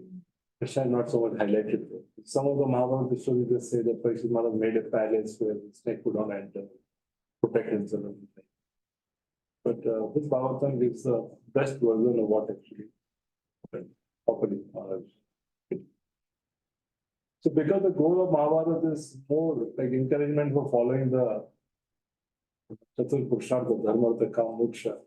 That is why the way the first times are narrated are different. And the way they are narrated in Srimad Bhagavatam, where the goal is Prema Murtama. It's a central feature of Srimad Bhagavatam. Especially Chaitanya Mahaprabhu said that Aradhya Bhagavan Rajesh Same, Tadham, Indavan, Srimad Bhagavatam, Prema. This was missing. There was no literature which was highlighting Prema as a goal. Dharmartha Kamaksha was there in all the other literature, including Ramayana and Mahabharata, Vyasas. And that is why Narada said that this literature cannot ultimately satisfy the person. So now that last time is beginning. So Srila Prabhupada in the first few verses, it comes of Krishna Katho there. Krishna Katho there. So he's highlighting on Krishna Katha, hearing Krishna Katha, reciting Krishna Katha, hearing Srimad Bhagavatam, and that's been systematically, not like jumping to the 10th canto direction. That you will say that unless one has studied the 9th canto very well, understood the purpose, one will not jump onto the 10th canto direction, then one will not be able to appreciate. So that is a common theme. Because this chapter is glorification of Bhagavatam, so Prabhupada's emphasis on hearing Srimad Bhagavatam is quite a lot. It's a repeated theme in the purpose. So now, because I'm not going too much details in the purpose, this is one of the themes which is very much highlighted. How to hear Srimad Bhagavatam, why to hear Srimad Bhagavatam. Hear it systematically, not at all. So that is one, and then many things are contextual based on one.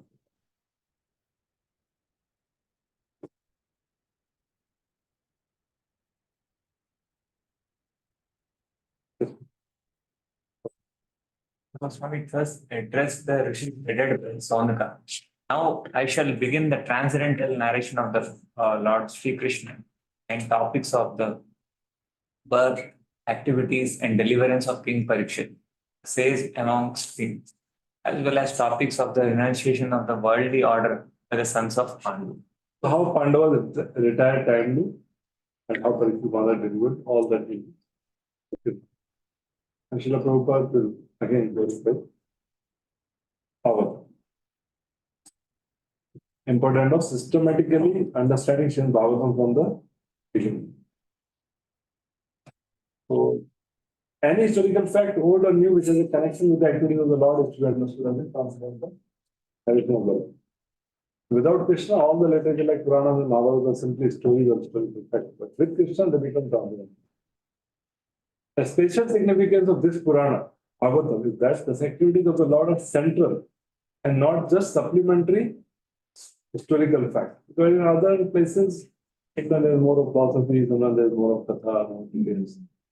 Like, say somebody reads the Nursing Puranas, other things. Now, how Hiranyakashipu tried to kill Prahlad, that is very prominently described. How many ways? And then when Narasimha appeared, he killed him. That's all. Bhagavatam, if you see, that part is very small, but what Prahlad Maharaj offered, that's a picture. So here, the special significance is the activities of the Lord are central. The relation with the Lord and devotees, the prayers are central. And other narrations like how Ajamila did his sinful activity. That is just said that he engaged in all kinds of sinful activity.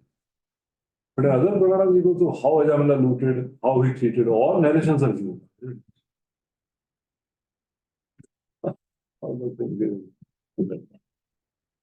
So you find it very interesting. But then you know what are the samvad between Vishnuduta and Yamduta? That is not. So the glories of the Lord are not explicitly and profusely explained in others. The storyline is there, sort of masala is there. Substance is. So these activities are central and not just supplementary historical fact. Thus, Srimad Bhagavatam is recommended by Lord Jagannath as the Amala. The class of less intelligent devotees of the Bhagavad Purana who desire to relish at once the activities of the Lord narrated in the 10th canto without first understanding the primary canto. They are under the false impression that the other cantos are not concerned with Krishna and thus more foolishly than intelligently they take to the reading of the 10th canto. Here, these readers are especially told that other cantos are as important as 10th. No one should try to go into the matters of the 10th canto without having thoroughly understood the purpose of the other 9 cantos. Devotees and Lord are interlinked and therefore they cannot be separated. Their talks about them are all Krishna topics. This is very important because many times prematurely people want to jump into that canto, the relation between the Lord and the devotee. But actually, it's very important to understand the greatness of the Lord first. With full knowledge of greatness, then we can truly appreciate this. This is an important lesson.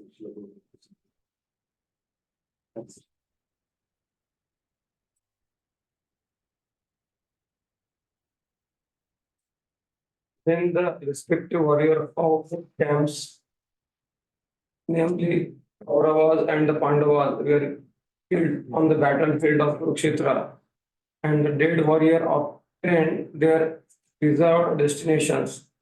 And when the son of Dhritarashtra fell down lamenting, his spine broken, being beaten by the club of Bhishma Sen, Bhimsen, the son of Dronacharya.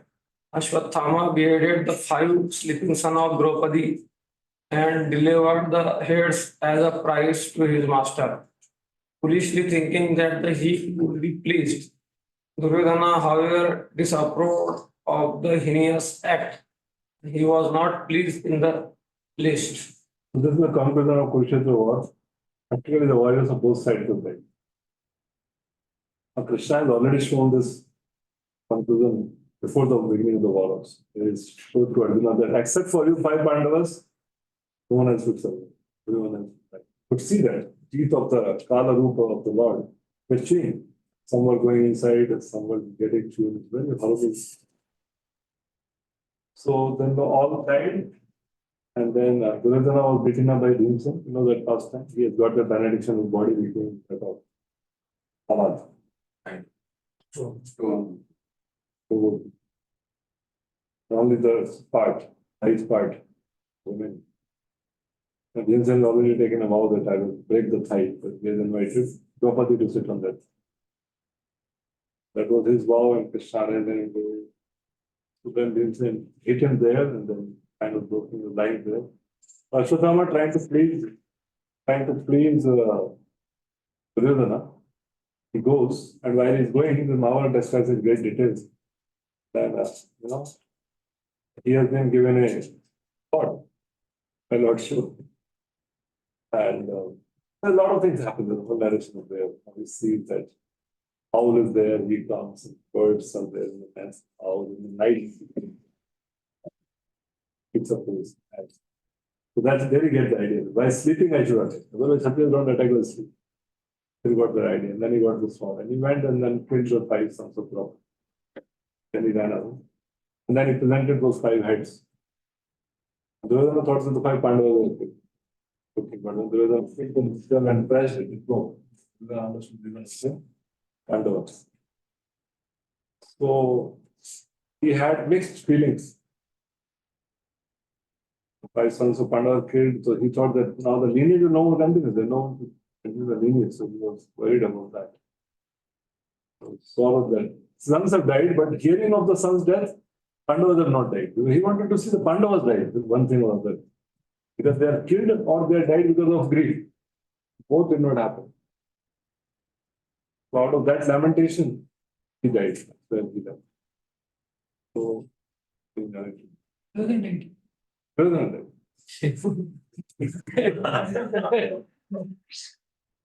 died after that because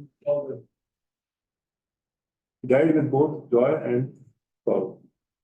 Why joy? After feeling joy that his enemies had been killed, he began to lament since he understood that his enemies such as Bhima had not been killed on seeing the gift that children had been killed. So he saw that enemies are killed, so he felt joy because of that. But then he understood that real enemies are not killed, so then he felt lamentation. That's what he said. Thus he died with both joy and sorrow. Therefore he had to spend all people condemned this parable. And Prabhupada is again focused, as I said, Prabhupada's mood is here, Krishna Gatha, but that mood is still pervading. But these topics are all transcendental, both Bhagavad Gita and Srimad Bhagavatam are transcendental topics. Gita is Krishna Gatha, it is spoken by the Lord, and Bhagavatam is also Krishna Gatha because it is spoken about them. Lord Chaitanya wanted everyone to be informed of both Krishna Gatha by his order. Lord Chaitanya, Krishna included the Java devoted Krishna, therefore the versions of both Lord Krishna and Sri Chaitanya Mahaprabhu are identical. And Bharat Bhumi Dhamma is the Haidija, General Kalsita. Properly limitation. Draupadi, the mother of the 5 children of Pandavas, after hearing the massacre of her sons, after hearing the massacre of her sons, began to cry in distress with eyes full of tears. Trying to pacify her in her great loss, Arjuna spoke to her thus. Because lamenting is natural for a mother to cry when the children are. The other 5 children, all are killed. No one is living. Already Abhimanyu is killed. And no one in the dynasty now. Continue the lineage and continue the lineage. So this is Arjuna is saying. जी अर्जुन की 4 पत्नियां थी. Properly थी, वो लोग थी. नहीं एक और थी वो नॉर्थ ईस्ट साइड से. बेटे का नाम भुवनेश्वर था. भुवनेश्वर करके नाम था बेटे का. उलूपी है. नहीं Ulupi. The point here. The son was born. That was. Bhubaneswar करके कुछ नाम था. भुवनेश्वर करके कुछ नाम था बेटे का. हाँ तो बेटा. He only defeated, ना? अर्जुन only. हाँ. हाँ बेटा. हाँ तो वही ना third ना. मीडियम कंटिन्यू हो सकते हैं. अच्छा वो नहीं क्या? हाँ.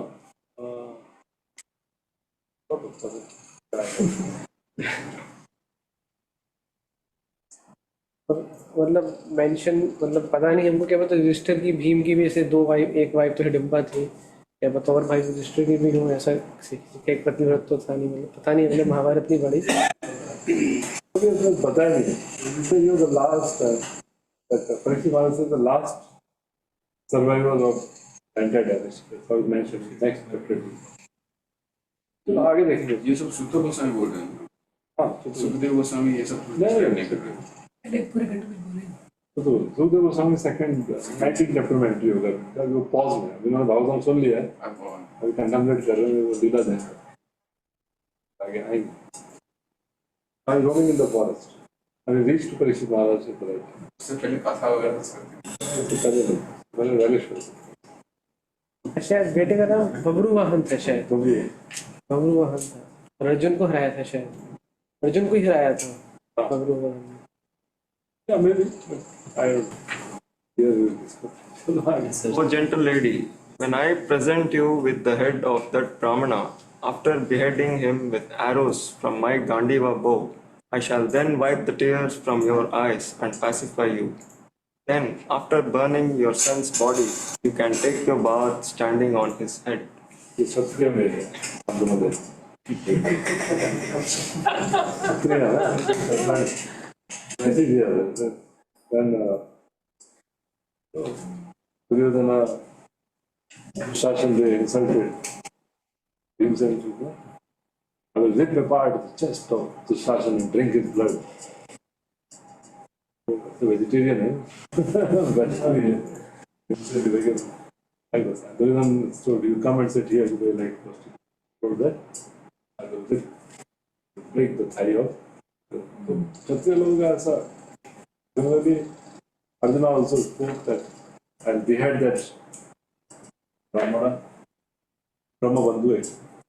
Then I shall wipe the tears from your eyes and pacify you. Bring the head back. You can take your bath standing on this. Graphically सोचिए. फिसल ना जाए.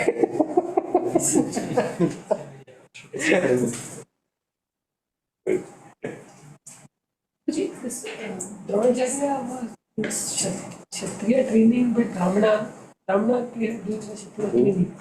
Yeah, they could teach. They could teach the Vata. Brahmanas were also like, They can teach. Kshatriya का spirit भी चाहिए ना. Brahmana तो कैसे spirit? That is why Krishna and Bhagavad Gita he said that Dronacharya not appreciated because he's a Brahmana but he did a Kshatriya.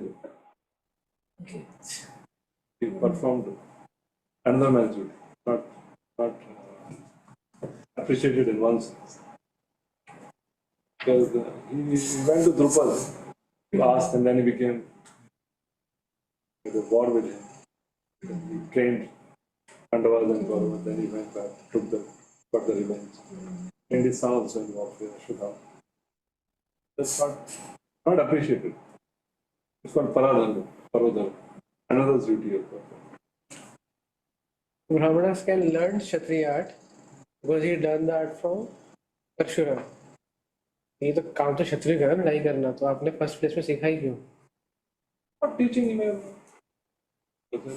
learned it for teaching. I don't know what is the history of how he learned that. But Krishna in the Bhagavad Gita, you find in the commentary, Krishna says there is a Paradharma called Dronacharya. It's also Paradharma, not his natural duty. He can learn and teach, but to fight is not a duty. He can learn, he can teach. Martial art is also, he can teach, but to fight in the war is not. But then, whatever, he was obliged to Kuru dynasty or whatever was the plan. Fought. It's not necessary, the coaches don't play in the, what do you call it? तो जब आपको आता फिर आपसे रहा भी नहीं जाएगा ना बिना तीर खिलाए. सीखो ही मत. That's why जैसे भी भावना काम पठनम वही सब है ना. Patam Patam no, so Brahmana can perform in emergency the duties of all the four Varnas. That's the Brahmana. He can do that. He can teach. So he lives by Brahmana culture. That's why. So he learned and he was teaching, then he fought also. So that's why he did not appreciate. Follow the duty of another. 6 kind of aggressors are being taught here. This is the verse. Agni do garda seva sasta panir dhanabah kshetra dara bhai sab eta atatayina. These are the 6 aggressors. And aggressor, be it a Brahmana or some of a Brahmana, has to be punished in all circumstances. So he is a Brahma Bandhu because he is killed. Like that he spoke.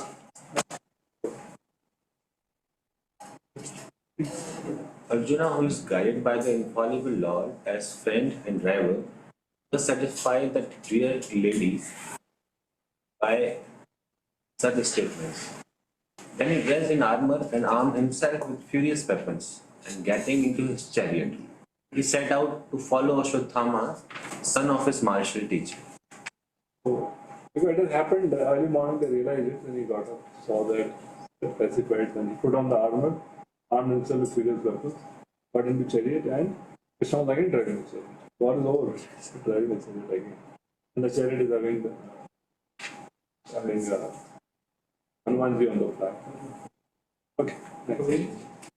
That Narad Muni's case, when the serpent bit of his mother, he said that devotees are always seeing the mercy of Lord and they accept it.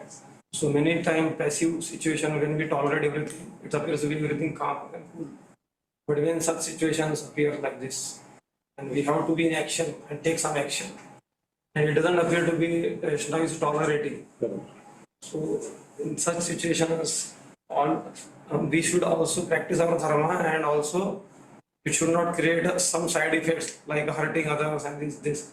So it's quite challenging. What is the Challenging. It's challenging, that's why Krishna was with them. Krishna was with them.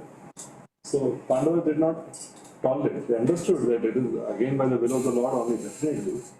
Not against the will of the Lord. They have to do their dharma of punishing the person who had done wrong, because they're Kshatriyas. They have to set the example. Why did the rest of Duryodhana? The rest of Duryodhana and entire Kuru army, because they were adharmas.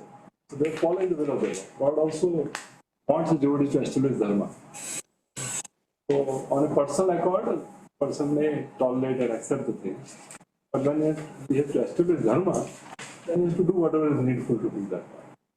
So similarly, we have to deeply analyze that whether I'm becoming instrument in setting something right, some standard or some situation right, or I'm acting because personally I'm feeling agitated and hurt. That is very important. Now, both Arjuna and Draupadi, although they are talking, they were actually establishing dharma. That is why they did not kill Ashwatthama. And then just few verses later, Krishna will tell Arjuna 5 verses. Kill Ashwatthama now only, don't take him to the camp.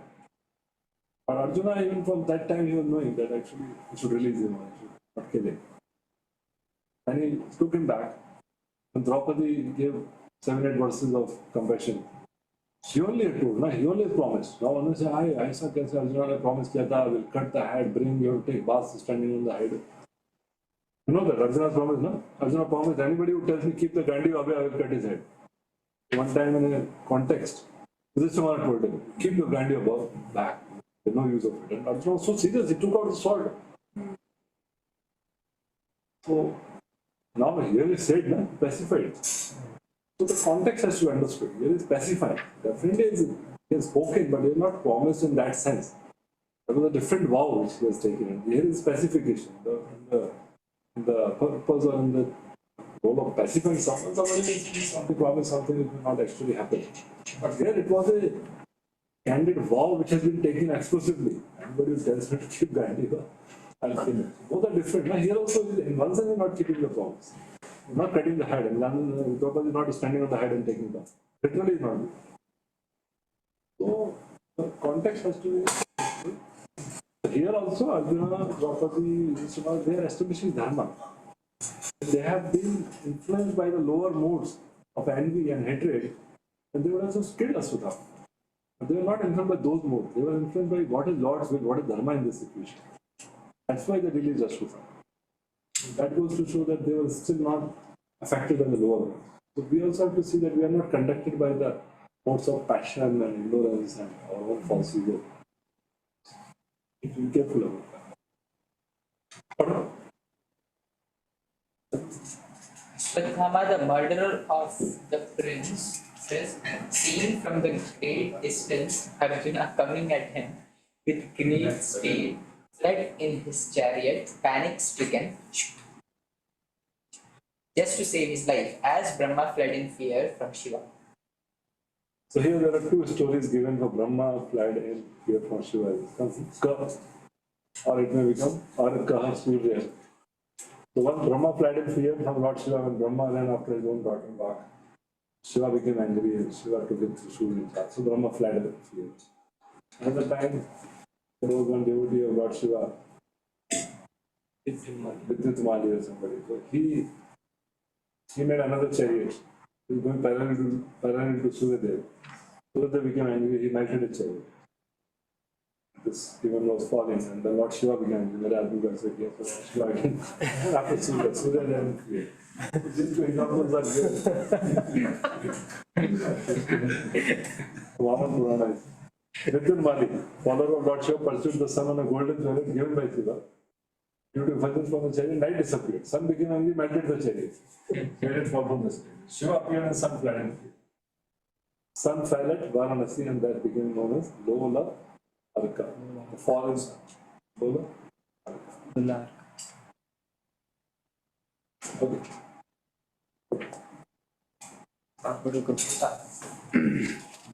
When the son of Brahmana Sustama saw that his horses were tired, he considered that there is no alternative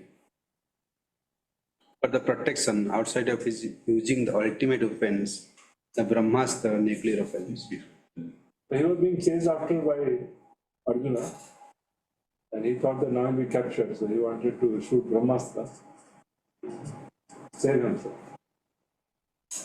He was short-sighted. And Prabhupada said, Brahmastra means nuclear weapon, right? It's compared. So, and he is explaining that what is Brahmabandhu. The son of a Brahmana, friend of a Brahmana is not necessarily a Brahmana. Is Brahmabandhu, friend of a Brahmana, but not Brahmana because it doesn't have Brahmanical qualities. Here it is called Brahmabandhu because it is in law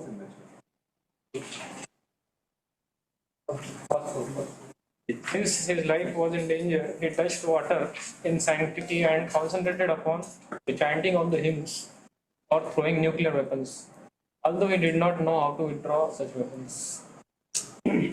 such weapons. So he released that weapon and Prabhupada said the subtle form of mental activity is finer than Roxon method of mental manipulation. It's a subtle thing. It's not that you have to go to some control room and press some buttons, put some keys and nothing. Just do achaman, do that, remember the weapon, remember the mantra and then stop. Such subtle forms of mental activities are effective through purification of sound. Same method is adopted here by chanting hymns to act as nuclear. अभी उसका क्या हुआ? The result is being mentioned here. Thereupon, a glaring light spread in all directions.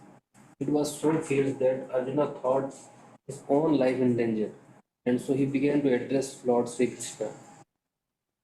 Arjuna felt fearful, then he began to address Krishna. Then naturally, whenever a devotee feels fearful, he takes shelter of Krishna. When Nanda Maharaj was returning after meeting Vasudeva, Vasudeva told you to go quickly, there may be some danger. There is also mentioned that Nanda Maharaj thinking of some kind of danger for Gokul and Krishna, and he started praying to Lord Krishna. So that is how a devotee takes shelter of that. So the link is Arjuna is saying this verse. My dear Lord, you deliver us from material existence, then what about delivering us from this? Arjuna Vacha Krishna Krishna Mahabaho Krishna Krishna Mahabaho Pranama Bhayankara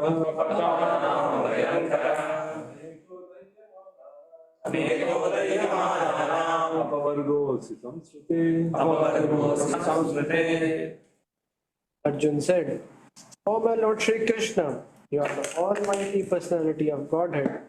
There is no limit to your different energies. Therefore, only you are competent to instill fearlessness in the hearts of your devotees. Everyone in the flames of material miseries can find the path of liberation in you only." Arjuna is praying and Prabhupada is elaborating on how this material world is Mahadavagam. And this can be achieved only by the mercy of the spiritual master. Karanya, Pranaya, how? Through the transparent medium of the self-realized spiritual master. The spiritual master, by his words, can penetrate into the heart of the suffering person and inject transcendental knowledge, which alone can extinguish the fire of material existence. So, transcendental knowledge is given, and what does the knowledge do? Sarvapadi Tatparattvena Nirmala Rishikena Rishikena Devana Bhakti. The knowledge is given that you are not this body, you are not this mind, and things connected to body and mind are not yours, so do not get affected by that. It's a show going on the screen, don't you are different from that. You are the seer, and that is the scene, right? Sometimes we get so engrossed in watching a movie, no? In the theater, all is dark and all that, we start identifying with the movie, and people start undergoing emotion connected to what the light and sound is doing at the screen. Nothing is happening there. And no one there. It's a screen. We have seen it before the movie started. It's a flat screen, right? And we see the projector light also coming and doing that. And we know the sound is coming from the speaker. We know that it is not there. Nothing is there. Those people are not there. It is just a display. It is a display. It's like this screen. It's like anything can be projected there.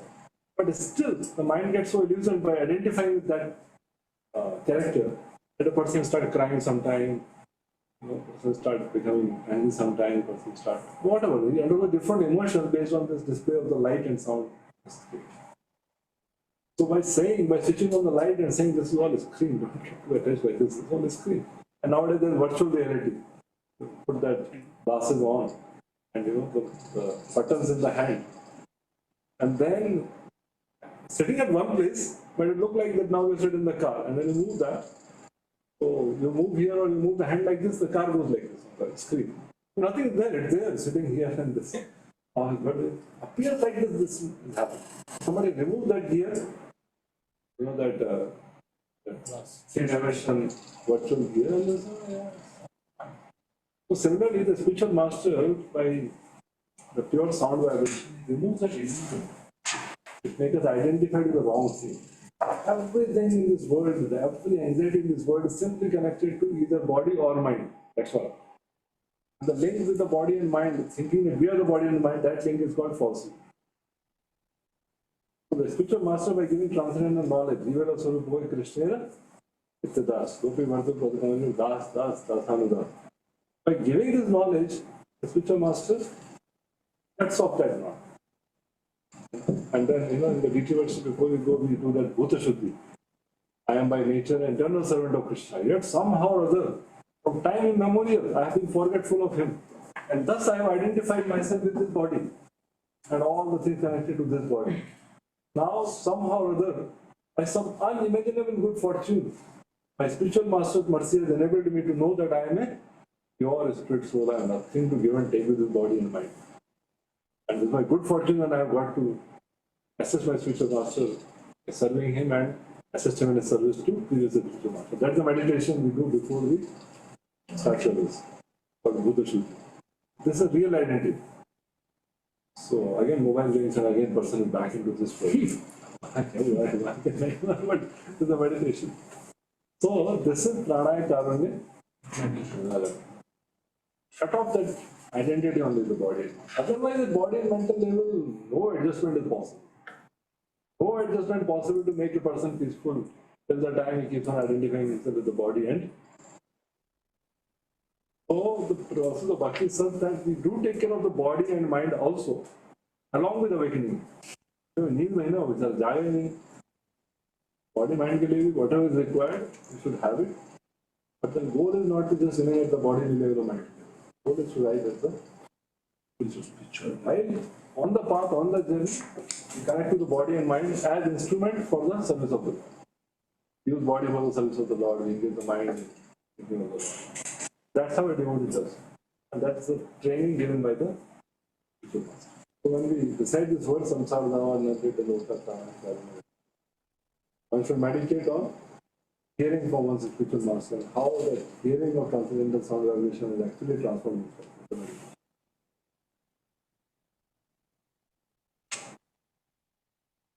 So, Krishna Thakur said that Krishna says, I am a cousin and equal to you, do not speak like this. That you are Mahabhava and you should save me from fire. With this word. Vamadya Purusha Sakshat Vamadya Purusha Sakshat Prakriti Param Ishvara Prakriti Paraha Mayam Vyudasya Shaktya Mayam Vyudasya Shaktya Kaivalya Atmani Kaivalya Atmani. You have to you are the original personality of Godhead who expends himself all over the creations and is transcendental to material energy. You have cast away the effects of the material energy by dint of your spiritual potency. You are always situated in eternal bliss and transcendental knowledge. Arjuna is saying that we are beyond Prakriti. Krishna said, by Prakriti do you mean ignorance? Arjuna said, distancing yourself from Maya composed of both Vidya and Avidya, unfortunately, because it is your external Shakti. You are situated in your spiritual form, Sarup Shakti, along with your auspicious with Shakti, arising from a Sarup of Vidya. So then Krishna said, but I am the cause of the spiritual energy, I am different from it. How can it be situated in my form? Because it is one with you, it's Kavalu. So it is with you, it is one with you because it is your Sarup Shakti. Actually, you are situated in a spiritual form. And is situated in the form of your body. Sarup Shakti and the Lord cannot be separated. They are one. So, there's a beautiful description like today we were saying, the Lord is self-sufficient and yet is dependent. So, this description comes in the 9th canto. And it comes that how Lord can feel separation from other Sita. Because Sita is so Shakti. Sita is always there with him. So it's a long, elaborate description. Again, explaining how this whole phenomenon happens. So something which looks so common, you go deeper and it becomes very interesting. Lord has many intrinsic energy. And Maya is only shadow and remains in the form of matter. Because of the three gunas. Sarup Shakti means Satchidanand. Sarup Shakti कहते हैं Satchidanand. Sarup Shakti Aladari Samvedan. They are the internal potency. Internal potency is always there. Internal potency called Sarup Shakti. इन तीनों का मिश्रण. Somewhere suddenly Aladari are there. The three divisions of internal potency is called Sarup Shakti. I don't guess. I get the point. Here it is mentioned that Maya is composed of both Vidya and Avidya. So, there it is. just line only. Pradhan Vidya Vidya. Maya is only shadow, remains in the form of the material world composed of three gunas and knowledge and ignorance, because it does not arise from us. No, before that, distancing yourself from Maya, composed of both Vidya and Avidya. Unfortunately, In this translation, comment. Third page. Next. Yeah, yes, please, first line. Second. yeah, because it's external science. Which Vidya, Avidya and Vidya also means what? Actually, Vidya and Avidya, see, the true Vidya is the knowledge of the Lord and his personality and his, spiritual energy. So that knowledge which is in three modes, like Krishna says, Trayaguna Vishaya Veda, Nistrayaguna Bhagavad. So Veda is saying this is Trayaguna Vishaya Veda. This Vedic knowledge is also within three modes. You rise above it. So this kind of Vidya is also not perfect Vidya. It's like Paravidya, Aparavidya. This kind of Vidya. Transcendental knowledge means the knowledge of the transcendental Lord and his transcendental relationship with the devotee. That is transcendental. Rest all things, even the knowledge of like how to attain fruitive results, how to attain liberation or attain success. This is in one sense Vidya, but in an absolute sense, this is also revelation. Purpose is that anything apart from rendering pure devotion service to the Lord is a form of sense gratification. But can do that. So anything apart from rendering pure devotion service to the Lord is a form of sense gratification. Because Bhakti, Mukti, Siddhi, Sami, Sakara Asham, they are all traditions of sense gratification. Somebody is Khirachal, somebody is Hirachal. Bhakti is saying, yahi chahiye, ye chahiye, wo chahiye. Jnani wants ye kuch nahi chahiye, liberation chahiye. Siddhi says, ye bhi nahi, wo bhi nahi, Siddhi chahiye. They're all different. They're all getting.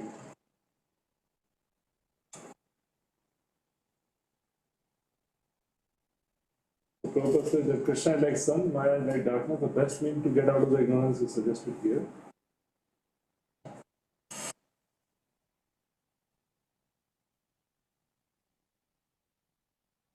By coming into the presence of the sun. This is Lord is not only full of bliss but also full of transcendental variegatedness. Transcendence is not all static but full of dynamic variegatedness. It is different from the metal nature, is complicated by the theme also. Why Lord appears in the metal world, that is these two verses that describe that. Keep the passage.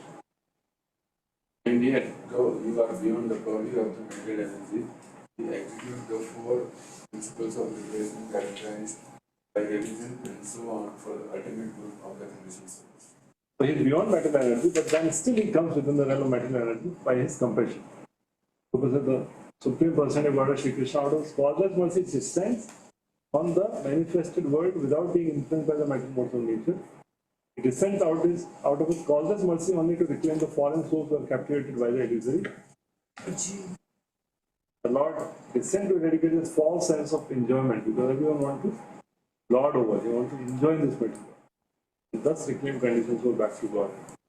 Basically, the process of bhakti means to convert, to transform, to change, enjoying mentality into serving it. There's a propensity to enjoy. Enjoyment means we want to do for our own action. Service attitude means to do it for the pleasure of Hari Guru and Hari. That's simple. Anything we do, we ask, for whose pleasure am I doing it? Then it will be decided whether it is sense gratification or it is simple. So he comes to establish dharma, artha, kam, to teach the conditions will to gradually rise, but main reason is so that he can give satisfaction to his devotee. Thus, you descend as an incarnation to remove the burden of the world to benefit your friend, especially those who are your exclusive devotees and are constantly wrapped in meditation. Which are many reasons. Other countries will also say, so many talks go on, why do you come? Do you come for this reason, that reason? 4-5 verses are there, tomorrow, day after tomorrow is. But it is ultimately you come to perform the pastime so that your devotees can relish those pastime. They can share that relish to attract others. Those pastimes. That is the main purpose of so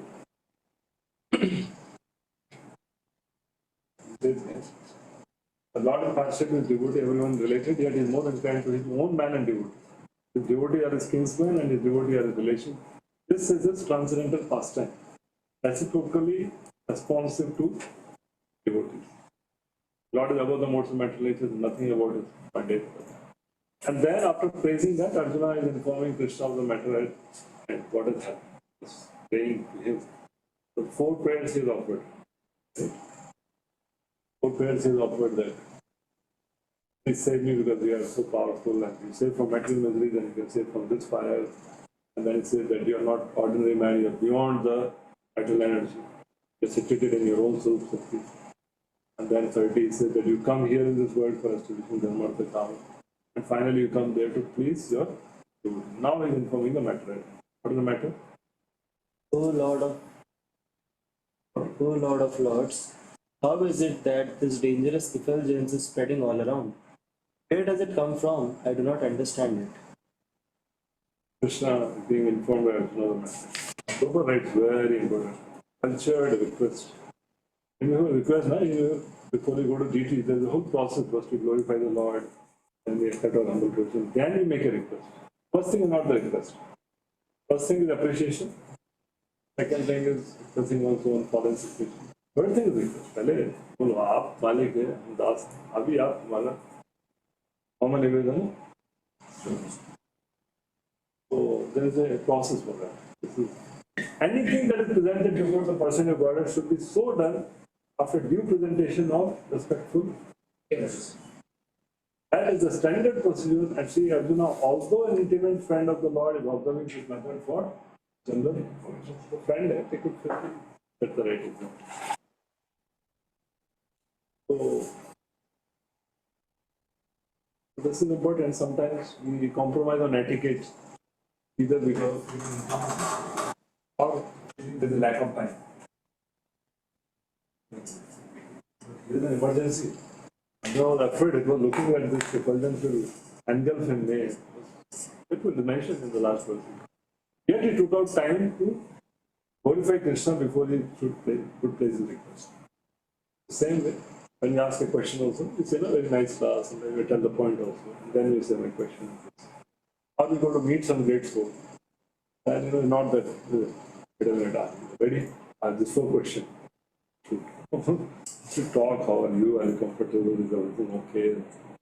They have to share something, they ask, then you say, like, very good we can.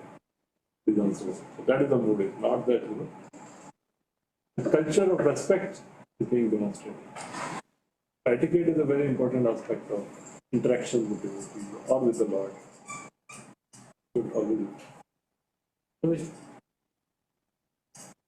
मेरे को अभी तक ये समझ नहीं आया कि तीर चल चुका है और 5 वर्सेस बोल दिए तो सर कट हीट बढ़ रहा है, टेम्परेचर बढ़ रहा है, मतलब तीर चल चुका है ना, तो तीर तो खट चलता है, 5 वर्सेस बोल दिए। तीर का नहीं लिखा है, बोला है कि मंत्र उच्चारण से ही ब्रह्मास्त्र चला है। अभी arjuna will do something like destroy the dragon, ऐसा कुछ डिटेल्स नहीं लिखा है, पर टाइम है। Heat is increasing, it will be discouraged. Now the Lord is saying, know from me that this is the act of the son of Drona here. Own the hymns of nuclear energy and does not know how to reflect the layer. It helps to learn Bharata, Yanagar. And that comes then. Everybody does anything. That's why to say love and God, everything is fair. So the Lord dies, release it. So, saying, Brother Shitam implies, you have seen this weapon, do you not recognize it? Why are you asking me? Now wait, Samharam, he doesn't know how to withdraw it. Why did he use it? He used to protect his own life. Because his Brahmastra is similar to the modern nuclear weapon and the It creates an intolerable heat similar to atomic radiation, but the difference is that the atomic bomb is a gross type of nuclear weapon, whereas Brahmastra is a subtle type of weapon produced by chanting hymns. It is still material science, but it is unknown to the modern science. Subtle material science is not spiritual, but it has a direct relationship with the spiritual method. It is still structural. Structural, chanting mantras. So now we are chanting the Hare Krishna mantra, which is the most powerful. So he applied that, but he was not knowing how to retract. Thus, the practice was not only improper, but also irreligious, because he was not knowing how to retract. That is why he was Brahmavan. So Arjuna, only another Brahmastra can counteract this weapon. Since you are expert in the military science, subdue this weapon there with the power of your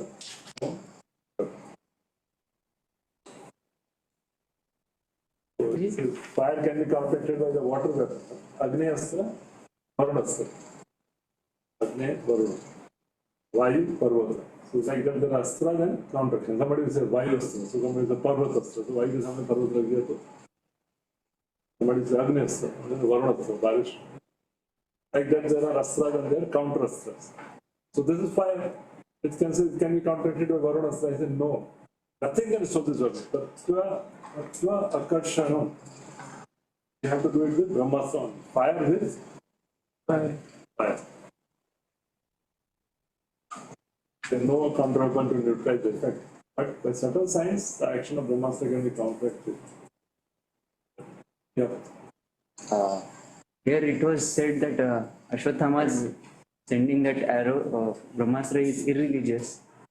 Why it is called irreligious? Because his life is in danger, and at the time of danger, acting like that is maybe, but it is called irreligious, just in last.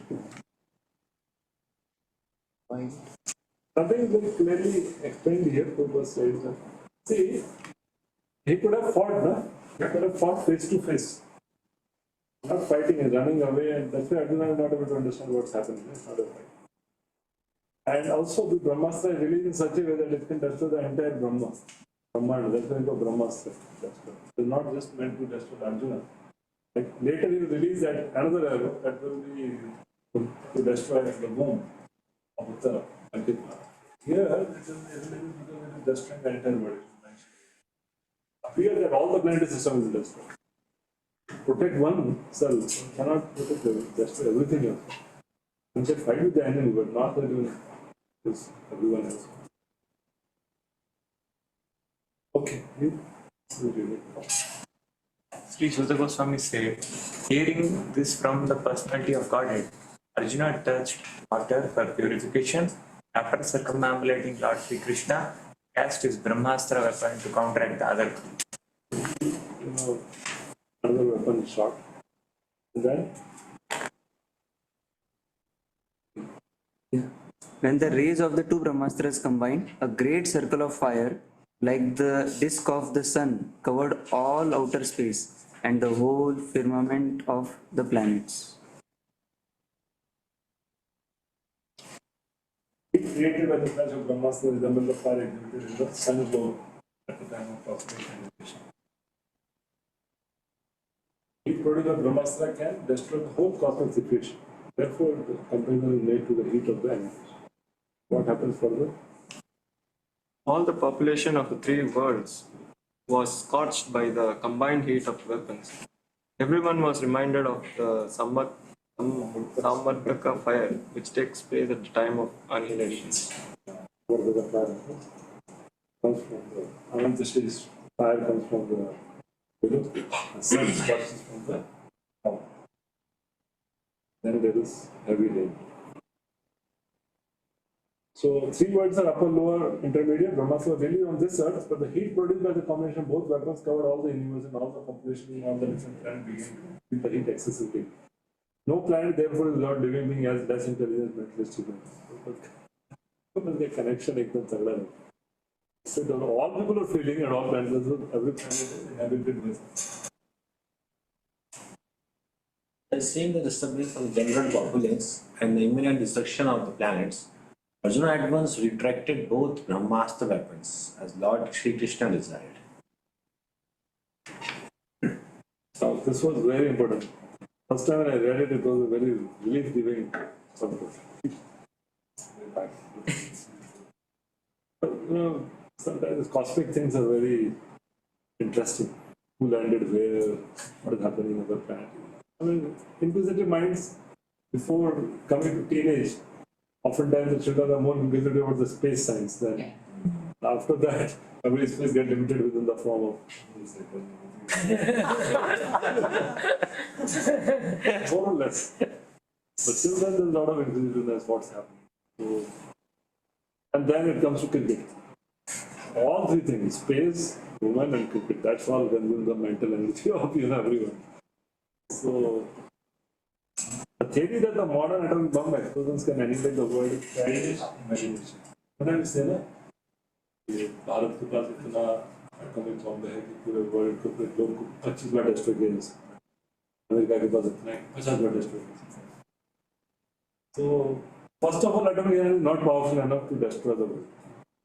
And secondly, ultimately, it all rests on the supreme will of the Supreme Lord. So, without His will of sanction, nothing can be built up or destroyed. It is foolish also to think the natural laws are ultimately powerful. Material nature's laws work under the direction of the Lord. And the Lord said that their natural laws, the natural laws work under His will. The Lord can be destroyed only by the will of the word can be destroyed only by the will of the Lord and not by the wills of tiny politicians. So that was very open. भगवान की इच्छा होगी तभी ये होगा जो भी होना है. कोरोना भी आके जाएगा, वर्ल्ड वॉर भी आके जाएगा, एटॉमिक बॉम्ब भी आके जाएगा, बट सब चलता है. It was quite, I mean, first time I read it was very exciting, or it will not sound so exciting.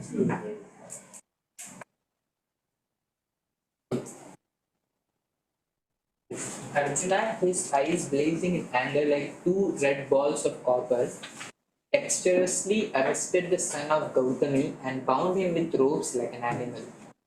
But his explained his mother was Kriti. Dronacharya's wife was Kriti. She was the sister of Kripacharya. But she was in the Gautam Vansh. That's why she is also Gautam. Gautam. According to Sridhar Swami, Arjuna was obliged to catch the son of a Brahmana like an animal as a part of his duty. Dragged himself because he acted like this. It was proper to treat him as an animal, not as a. After binding Aswasthama, Arjuna wanted to take him to the military camp. The personality of Godhead Sri Krishna, looking on with his lotus eyes, spoke to angry Arjuna. Spoke to Arjuna in an angry mood.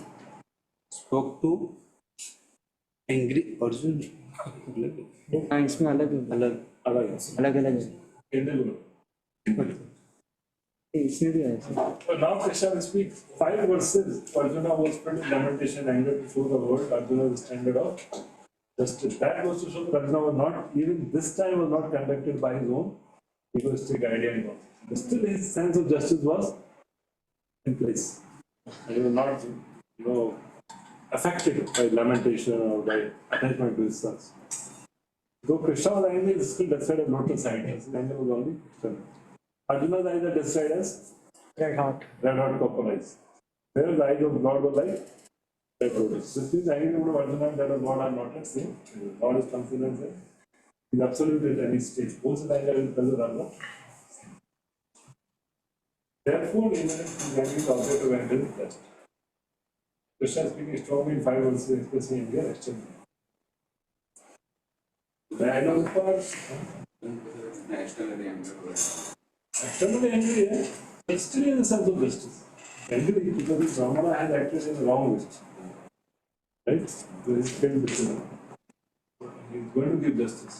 But it's not yet going beyond justice. It's not like from the well-better Kumara to Mara. Krishna telling you, kill him now. Don't take him to camp on. This is all happening where he's arresting. It's also that spoken that time.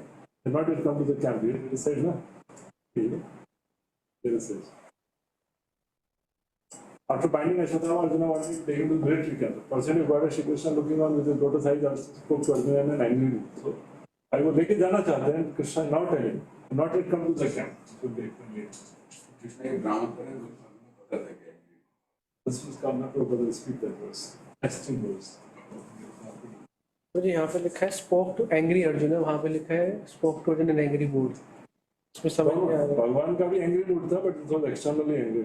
And Arjuna was angry. His eyes were like red. But within that anger also, he did not lose the sense of justice. He was angry. He have the right to be angry. मतलब दोनों books में अलग है translation. इसमें अर्जुन इसमें Arjun. Am I going to go? Arjuna was angry. But both are angry. Both are angry. Was externally angry. His eyes were still like red lotus. In an angry mood, he spoke. दोनों में वो भी एक combination चलेगा. दोनों में angle था. नैनम पार्थरसि प्रातु ब्रह्मबन्धुम् इमं जहि योऽसावनगा सह सुप्तान् अवधीन् निशिबालकान्. Lord Sri Krishna said, "O Arjun, you should not show mercy by releasing this relative of a Brahmabandhu, for he has killed innocent boys in their sleep." I was thinking you should not release him. He was saying, don't release him. Brahmabandhu, Prabhupada explains that the son of a High Court judge is not virtually a High Court judge. But there's no harm in addressing the High Court judge's son as a relative of the Honorable Justice. Brahmabandhu. Are you? Bangalore, sir? Yes. Huh? This way. Right. Okay. Oh, you're really blessed for the last 17 minutes you were there. Such taste for you. अबे हो भी बोलो सही देना. हो गया इसरो का वो फोटो वोटो खींचे. कोई साइंटिस्ट आए थे ना तो हाँ डायरेक्ट इसरो डायरेक्टर. हाँ चेयरमैन आने वाले थे. He sent video message. Then director came who was leading the Chandrayaan mission. And share photos. We still are doubtful whether it landed on moon or not. They are sure about NASA. Then they didn't land. We talked our end the same. वो वाला जो NASA वाला project थे, they confirmed that. मतलब in private talk. But this one also. इस बार आप वो उनको नहीं पूछ सकते ना, वो किसी और. Whether they landed or not.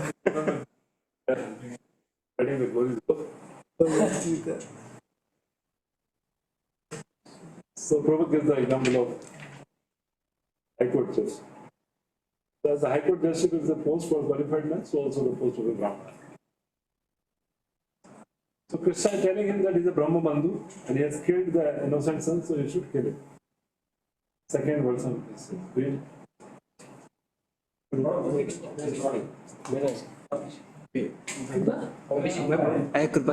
A person who knows the principle of religion does not kill an enemy who is careless, intoxicated, sense, asleep, afraid and devoid of his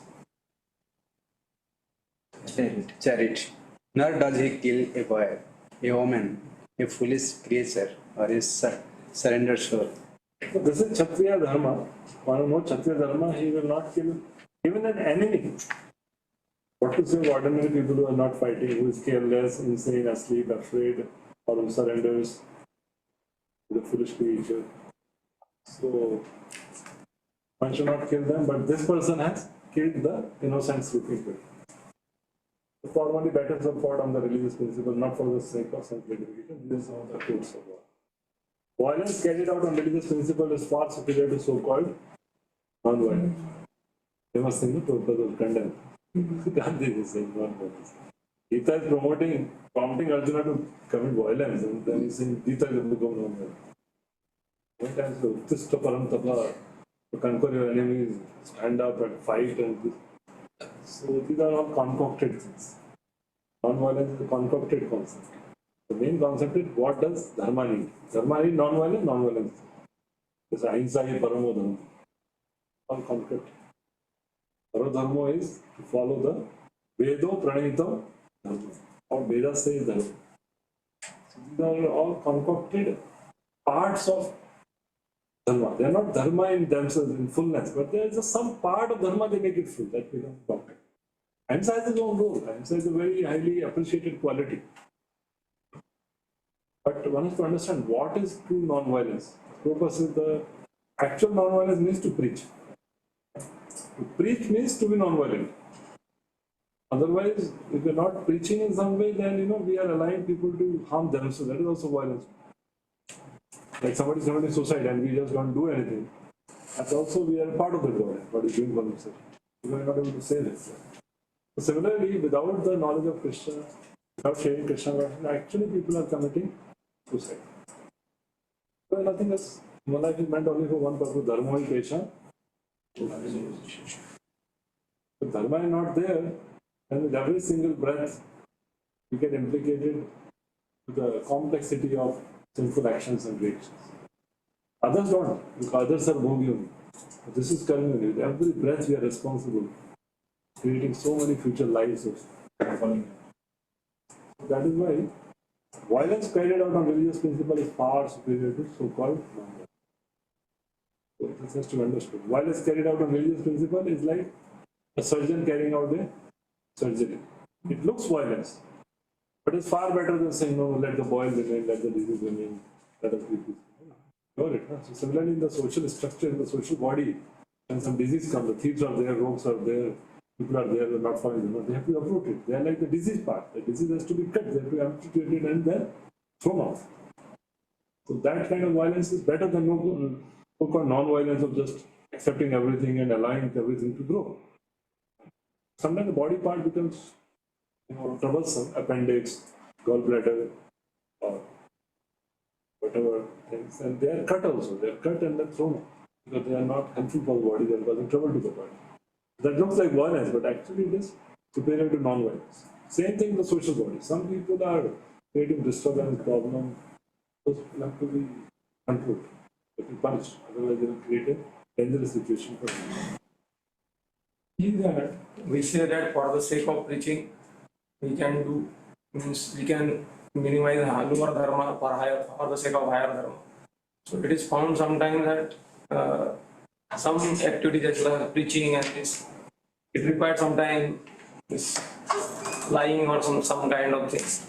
So there is that Lakshmana Rekha. I mean, sometimes it is our own selfishness. Because of that, we may do something for the name of the preaching. So is there is identification where we can identify that it's going against dharma or this violence is allowed for this sake? The simple criteria, Guru, Sadhu and Shastra. So we have to see whether Prabhupada did that or Prabhupada allowed that, or even if Prabhupada did that, it has to be seen in context. Something Prabhupada can do, we can do. Shastra should approve that. Shastra also adjusts according to time and circumstances.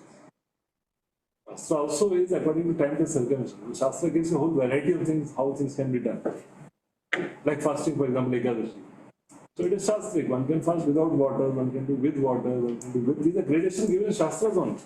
But one says, no, because of mere practicality, let me take grain and fast.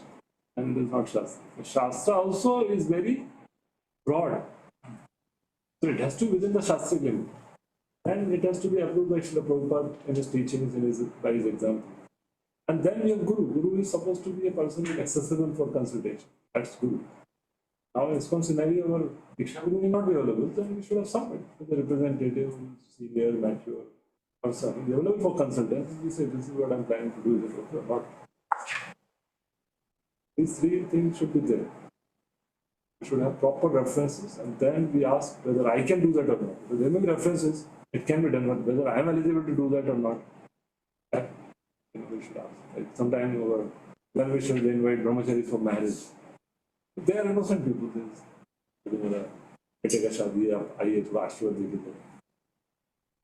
Now, sometimes sannyasis will go also. Very exotic sannyasis may go because they are very exotic. But as brahmacharis, for the sake of preaching, should we go or not go? And better ask. One's own strength also should be seen whether I will go there and I do some benefit or I get contaminated. Better I check my strength and then consult also.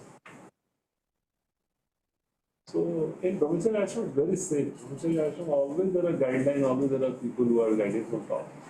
Just abide by them, they draw the area of our operations. They define the guidelines of a function, we function with that. Conservative or lenient. Within that limit, we find what is my strength and then we do accordingly. It's easier for Brahmacharya. For Grasthas, it's very difficult to find the awareness. It's not so difficult. Just go and ask. There's somebody, ashram leader, president, somebody that's just go and ask. If I go and train on flight, should I accept iPhone just as a donation or not? Anything. Anything. Go and ask. I remember once somebody gifted me a mobile, it was 40,000 rupees postpaid. So, pata nahi tha. I was using keypad phone. I went to the department and said, Prabhu, you took 40,000 का phone. So, वापस कर दिया, बोला भाई, या तो पैसा दे दो, फोन दे दो, या फिर आपको हमको फोन देंगे तो हम इसको सही करके पैसे लेंगे. तो बता रहे हैं. Because people want to see how that you are using their. Next time they come, they'll ask me, your phone, they'll ask. But then he took it back and gave some donation. Brahmacharya Ashram, one should not have any capability. Sometimes they can have because there are just too many varieties. Not so easy for Grasthas. For them also the principle is same. Guru, Sadhu and Shastra. For them also it's same. Shastra should approve it. Prabhupada should have given permission, and then they have to ask another senior devotee or somebody who does it. Principle is same, but Brahmachari is not just voluntary process, it's a mandatory process. Brahmacharis are disciplined by the nature of the ashram also. Discipline is the norm for Brahmacharya ashram. Brahmacharya is much more simple. But क्या करना है, कहाँ जाना है, ये करना है, ये नहीं करना. कोई ना कोई कहीं ना कहीं तो हमेशा रहेगा. मेल का रिप्लाई करेगा, व्हाट्सएप का आंसर देगा, एसएमएस का करेगा, फोन करके. Somebody will always be there for anyone, even if somebody is a GVC. They have a GVC executive committee for accessible to them to ask whether to do something. At all levels of ISKCON, there is a hierarchy and there is accountability. One can access that, be peaceful, be fully confident that whatever I'm doing is actually beneficial. Okay, so here he says, Prabhu? A cruel, hard-dressed person who maintains his existence at the cost of others' life deserves to be killed for his own well-being. Otherwise, he will go down by his own actions. So, Krishna says, he will also benefit if you kill him. Killing him is the best punishment. Simply say, Raja with this dandastu, Tattva Papani Manava, Vinchit Karmashaya, Sadham Sukrituno Yatha. Those who have committed sin, The punished by the king become free from their sin and go to serve the right. Not free, goes to heaven. Morality is to punish a person by death sentence in order to save a cruel person from going to hell. So this is Smriti Shastra, Prabhupada is quoting that, according to Manu. Even the killer of an animal is considered a murderer because animal food is never meant for life. He who gives permission, he who kills the animal, he who sells, he who cooks, he who administers distribution of the food and at last he who eats, are all murderers, and all of them are liable to be punished by the law of God. No one can create a living being, therefore no one has the right to kill a living being by one's independent. So then we talked about this animal sacrifice, which is in the scripture, or giving in a higher. Organized slaughterhouses are ghastly places for breeding all kind of metal affliction. It takes it in the animals. Last verses. Furthermore, I have personally heard your promise, Draupadi, that you would bring forth the head of the killers of her sons. So, Krishna said that he is a Atatai, he has killed your son, and they are not even enemies, but he has killed them in a illegal way, irreligious way. And then he's saying it's good for him to punish him. Krishna is speaking in a logical way. Krishna is speaking not like he's joking. He speaks with great seriousness. So, he said, you have promised also. That's why you should kill him. This man is an assassin and murderer of your own family members. Not only that, but he has also dissatisfied his master. He is but the burnt remnants of his family. Kill him immediately. Again he says, he's an assassin, murderer of family member. He dissatisfied master Duryodhana also. So he should be killed.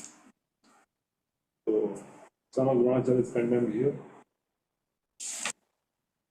Son of Dronacharya degraded himself by committing acts which are never done by the Vijayas of the Christ.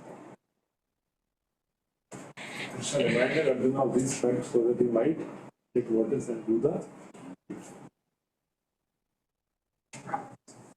This is what the testing was. Parikshata. We will decide. Sutta uvaja. Evam parikshata dharmam. Evam parikshita dharmam. Partha krishnena choditah. Nechadantam guru sutam. Yasapi asmahanam maha. Although Krishna, who was examining Arjuna in religion, encouraged Arjuna to kill the son of Dronacharya, Arjuna, a great soul, did not like the idea of killing him. Although Satyama was a heinous murderer of Arjuna's family members. So, Krishna was examining Arjuna in religion. He encouraged Arjuna to kill the son of Dronacharya. It's almost like instructing him. Okay. Giving reasons and logic. And testing. So it's very interesting. So incited by Krishna was testing Arjuna's sense of justice. Arjuna did not want to kill him, even though he had killed his son, Atmahanam, because he was intelligent. He knew the nature of Krishna. Krishna's nature is that although he is omniscient, he tests the devotee in this way in order to show their sense of justice to others, not getting carried away by their own emotions and own attachments. He tests Arjuna, the justice of Dharma, by showing Veera and Rodha Rasas when he says, we should not release him. In the same way, he tested the gopis for justice of Prema by showing karma and jnana in such verses such as Vartu, Sushoshanam, Srinam, Parod. Prabhu is never away from Vrindavan. No gopis. Here the Kurukshetra is going on, but his mind is always coming towards Vrindavan. So many verses, it's very interesting. So many verses we have got like Mother Yashoda, that's the meaning of being a Rajavasi. So Krishna is testing the gopis by telling her, you have come in the middle of the night. Now you have seen the beauty of the forest, now you should go back. There are so many dangerous creatures here. And on top of it, your family members are waiting for you and you have to write a service to them. That is the beauty, you go back. Avati nam viyoga me nahi sarvatma kvachit. And you are not separated from me because I am the soul of all creation. Like that. He tested Prathu, Prahlad and others who are filled with devotion by showing promising enjoyment and powers to them. Prathu Maharaj बोले वरम चमत Kanchana Manvendra Vineshwar. They Prathu not there for any benediction from me. And Param Vinishwa Vimatam Kamo Purosmi Aham Dhamma. The past time to fulfill the desire of all living beings.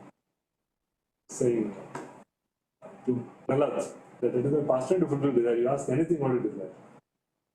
Yamanam Chakranati. So Lord also tests, even it is also test. Telling Sridhar Prabhu, ask what you want. You want the opulence of this world, I will give you. You want the opulence of Sarvaloka, that also I will give you. You want to become a demigod, I will give you. You want the opulence of Vaikuntha, I will give you that opulence of Vaikuntha also. You want mukti of any kind, that also I will give you. So test. That's the test. But the test to prove and to glorify the devotees. Even a Siddha devotee tests others. God also tests, and because the devotee has the same nature as the Lord, they also test. Right? So they were testing Parikshit Maharaj. When we asked him, I told him, 6 times in the beginning. So well, for a lighter sin, lighter attainment. Maybe it's lighter attainment, just like medicine. Those varies according to the intensity of disease. So disease, medicine, same atonement. Parikshit Maharaj said, well, atonement के बाद भी disease जाता नहीं है. अन्य कुंजर ये नहा लेता है फिर से आ जाता है देखा है तो लोगों को पकड़ते मारते पीटते बाहर जाके फिर चली गई you are right actually fruitive activities cannot purify one from the desire for fruitive activity just like the pot in which wine is kept cannot be cleaned by the wine only कहीं बदबू आ रहा है उससे कैसे था pot of liquor cannot be cleaned by liquor no this idea that's Jnana Marga is good. Jnana Marga is good because like the grass is growing and you cut the grass and then everything. Jnana Marga, the propensity is there, one can artificially control the senses for how long. Vishwamitra, Saubhari, they were all Jnanis, but they still succumb to some graduation. What is the nature of that? Why? Because the root is still there. Root is still there. So when the favorable time comes, the root also goes. Like Abhi, हमारा farming के ओर जाएंगे सब ऐसा जंगल दिखेगा पहाड़ दिखेगा अभी 2 बारिश हो जाएगा ना सब हरा भरा हो जाएगा सब हरा भरा हो जाएगा एकदम लोग हरियाली देखने आते so where the greenery comes because the seeds are there the roots are there they are waiting for the rains to come तो बोले ज्ञानी भी है लेकिन अपॉर्चुनिटी मिलता है तो ज्ञानी भी dance केचित् केवल या भक्त्या वासुदेव अगम धुन्वंती गाष्टेय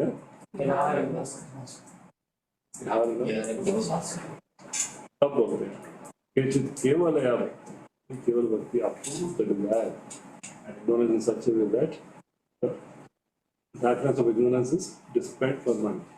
Man can also Sukdev test for eagerness.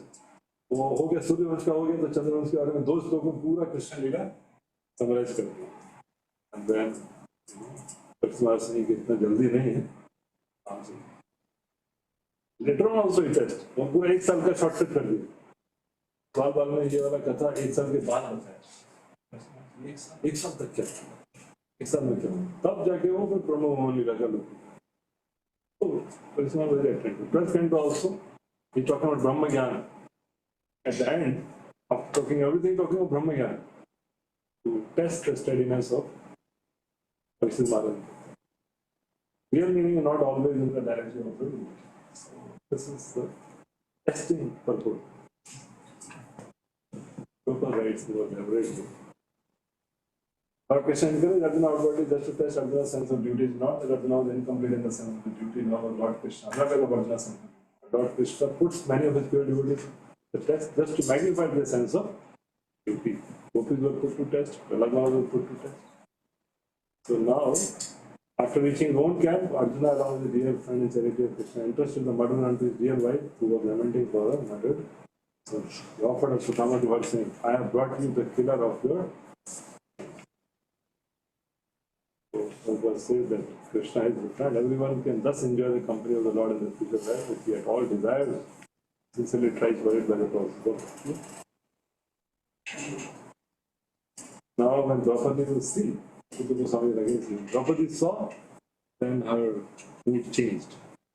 What does that change mean? That we'll see tomorrow. Go further. Okay.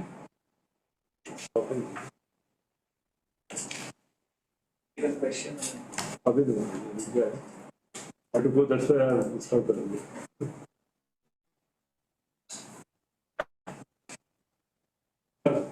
Yes.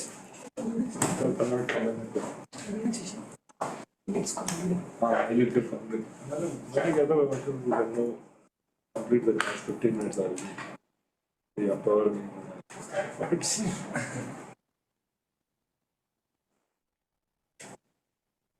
We'll cover, we are well in time. I'm keeping track.